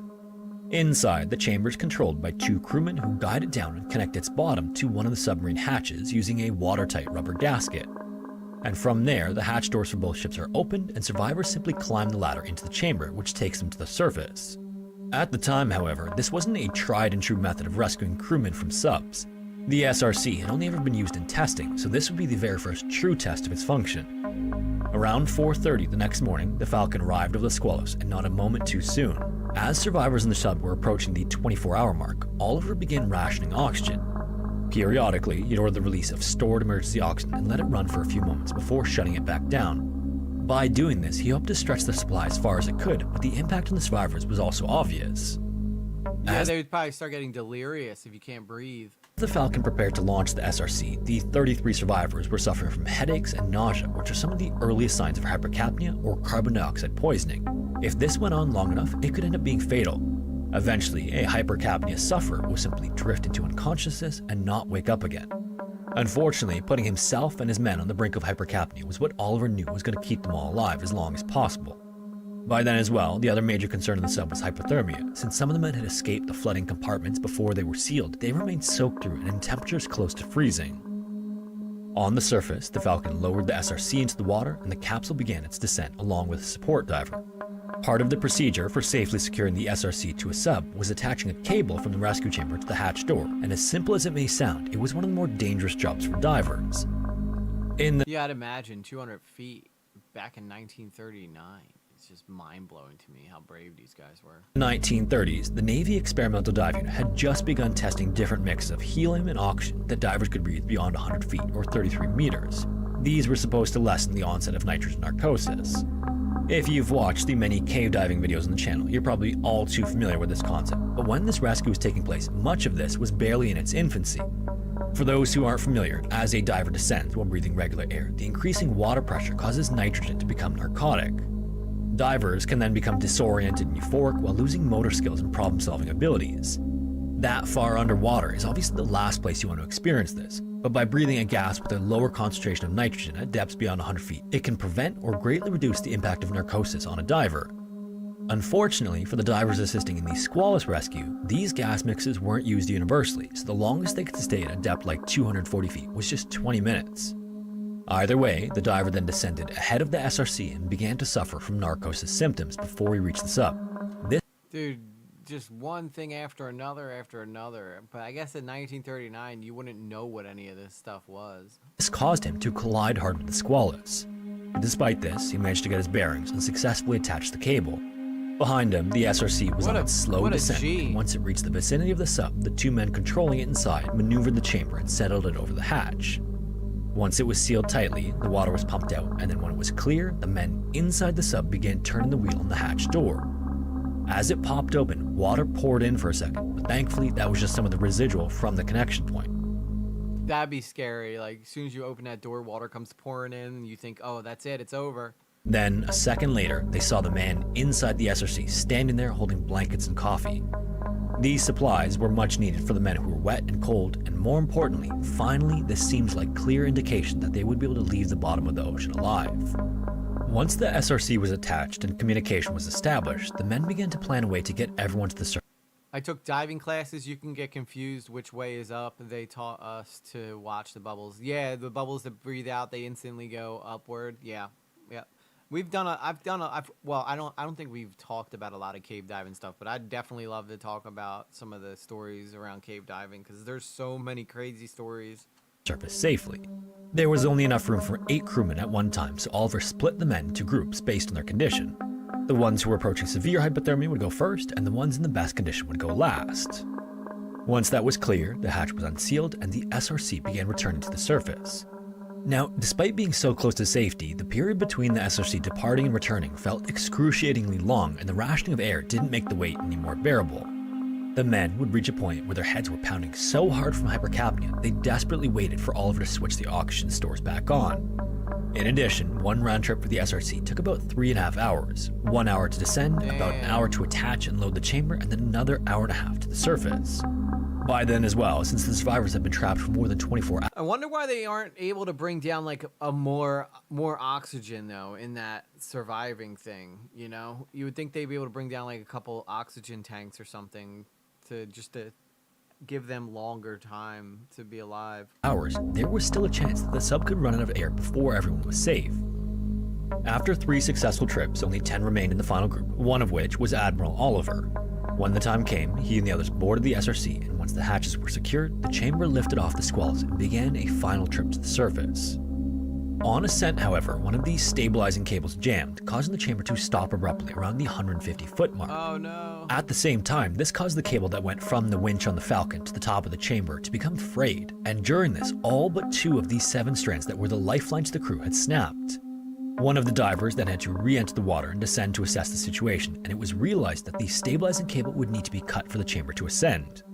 The problem was that this cable was crucial for both guiding the chamber to and from the sub, but also keeping it from swinging and spinning in the ocean. However, without any other Yeah, I was just going to say they could at least pump oxygen down to the sub. Well, it looks like the last guys are in this tube now, but on their way up, they lose half of their wires that... Dude, all them trips up. I guess if this is going to happen... Look at that. Someone's guilty of being total badass. Chick Dugs approves this message. At the Daniels Crew Super Chat at $2, I absolutely love this channel. I learn so much. Oh, thank you, Daniels Crew. We're happy to have you here. You guys push me to want to talk about the craziest stuff I can find. Honestly. I just don't, I don't want it to always be drama. I know we'd get more viewers if I talk drama all the time, but I like this stuff too. And I want to have fun doing this. You know what I'm saying? And this is fun, watching these crazy stories. options, this cable was then cut and the chamber began to spin uncontrollably. In order to reset and figure out what to do next, operators then lowered the SRC back down and set it on the ocean floor. This meant that the last few survivors had been less than 200 feet from safety, but once again, they were stuck on the bottom of the Atlantic. Damn, so they were in the tub. They got all the way out to almost like 150 feet out. They were so close, and then all of a sudden they have to drop them back down again. Back on the Falcon, there were concerns that the final cable might be at risk of snapping too, so after a brief discussion, rescuers decided not to use the winch and instead they pulled the bell up the full 240 feet by hand. This was an excruciating process that took 4 hours, but it worked, and about 40 hours after plunging to the bottom of the ocean, the surviving crew of the Squalus was saved. Damn. Many of them would require medical attention, and some even stayed in the hospital for some time, but all of them survived the ordeal. That's awesome. Once the dust Now, do you ever go back down into a submarine after that? I don't think so. from the rescue had settled, the next order of business for the Navy was to figure out how to salvage the Squalus. Did Mater Paul really go bad again? I don't know. I mean, he made a GoFundMe for his birthday, and at least he made, at least he had a reason for his birthday. But I personally think that he would probably make way more money just doing what I'm doing, and that's just entertaining people, Your super chat worked, Daniel's Crew. I heard it, right? I absolutely love this channel so much. I learned so much. I responded to you. Yeah, I saw it and heard it too. Did you guys hear it twice or just once? Because I heard it twice in my headphones. I just want to make sure you guys are only hearing it once. It was a brand new, very expensive sub that was at a manageable depth, so the Navy didn't want to leave it there, but at the same time, a salvage operation like it had never been attempted. However, over the course of 4 months, the Navy would work almost around the clock to raise the sub in a series of trial and error attempts. The first idea was to attach deflated pontoons together with long chains. Divers would then slip the chains underneath the Squalus before inflating the pontoons. On the first try though, once the pontoons were filled with air, the Squalus began an uncontrolled descent, and when it broke the surface of the ocean with slightly more speed than expected, it shot loose of the chains and began a second descent all the way back to the ocean floor. Hey, if you guys want to do GoFundMe on your birthdays, I mean, I guess I can't say nothing about it, right? I just think that he's making a mistake thinking that, begging for money is the way to go about it. Like, just do stuff that makes people entertaining. Like, there's days that I'm not, like, super interested in streaming, but I come out here anyway because I like spending time with you guys, In the end, it took 5 different attempts using various methods of attaching those pontoons before the sub could be raised and towed back to the Navy shipyard. When it was secured there, the water was drained from the flooded compartments and 25 of 26 bodies were recovered. During one of these salvage attempts, one of the hatches shot open and one body drifted out of the sub and into the depths, and it was never recovered. Oh. Once the Squalus was finally examined, to the relief of the sub's captain and crew, the issue was a mechanical malfunction instead of a human error. This malfunction then prevented some of the vents from closing properly, which was not indicated by the control board. Oliver was then commended for his outstanding leadership, bravery, and the handling of the disaster, but he gave the credit to the crewmen under his command. In a report he wrote for the Navy, Oliver explained that he had witnessed a true example of camaraderie and brotherly love, and each of the crewmen believed himself accountable for the life of the man next to him.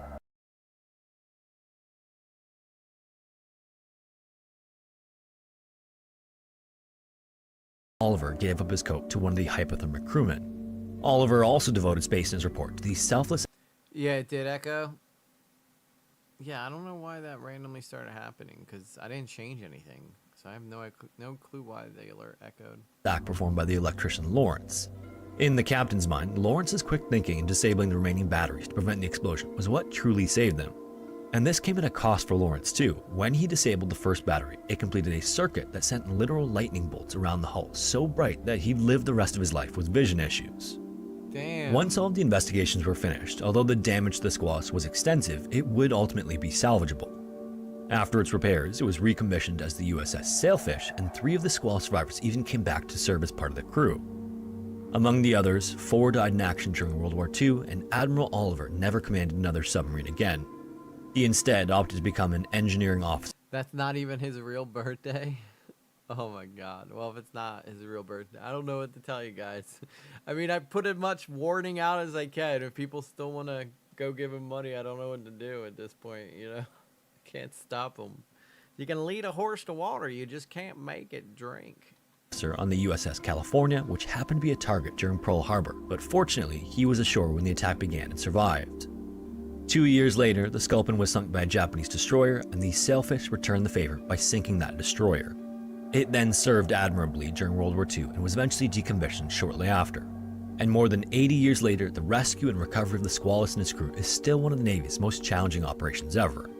To this day, the incredible effort of Oliver and the crew is part of the Navy's official handbook on submarine rescue. That's a pretty cool story, man. That was a pretty cool story. All right, guys. Thank you guys so much for hanging out with me tonight. You guys are the best. I will see you guys again tomorrow. Same time, same place, 7 p.m. I will be here. Y'all should be here too, because we're going to talk about all kinds of fun stuff. Put stuff in the inbox if you want me to talk about it. I just like the way that sounds.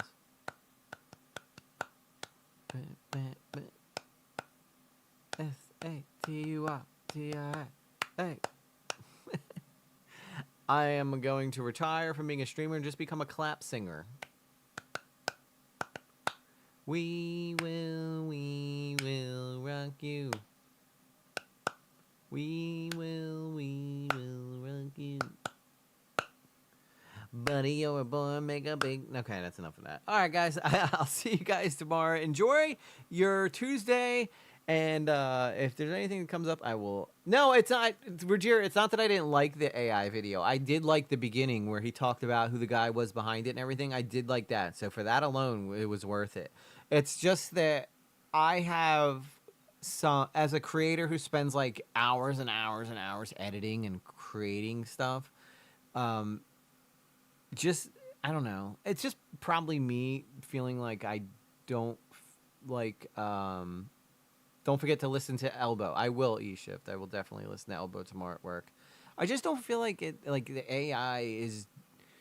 I feel like it's ruining the internet. That's all. That's kind of where I'm at. I just feel like it's kind of ruining the internet, and it's not your fault, obviously. If you, I know people like making those videos. I don't.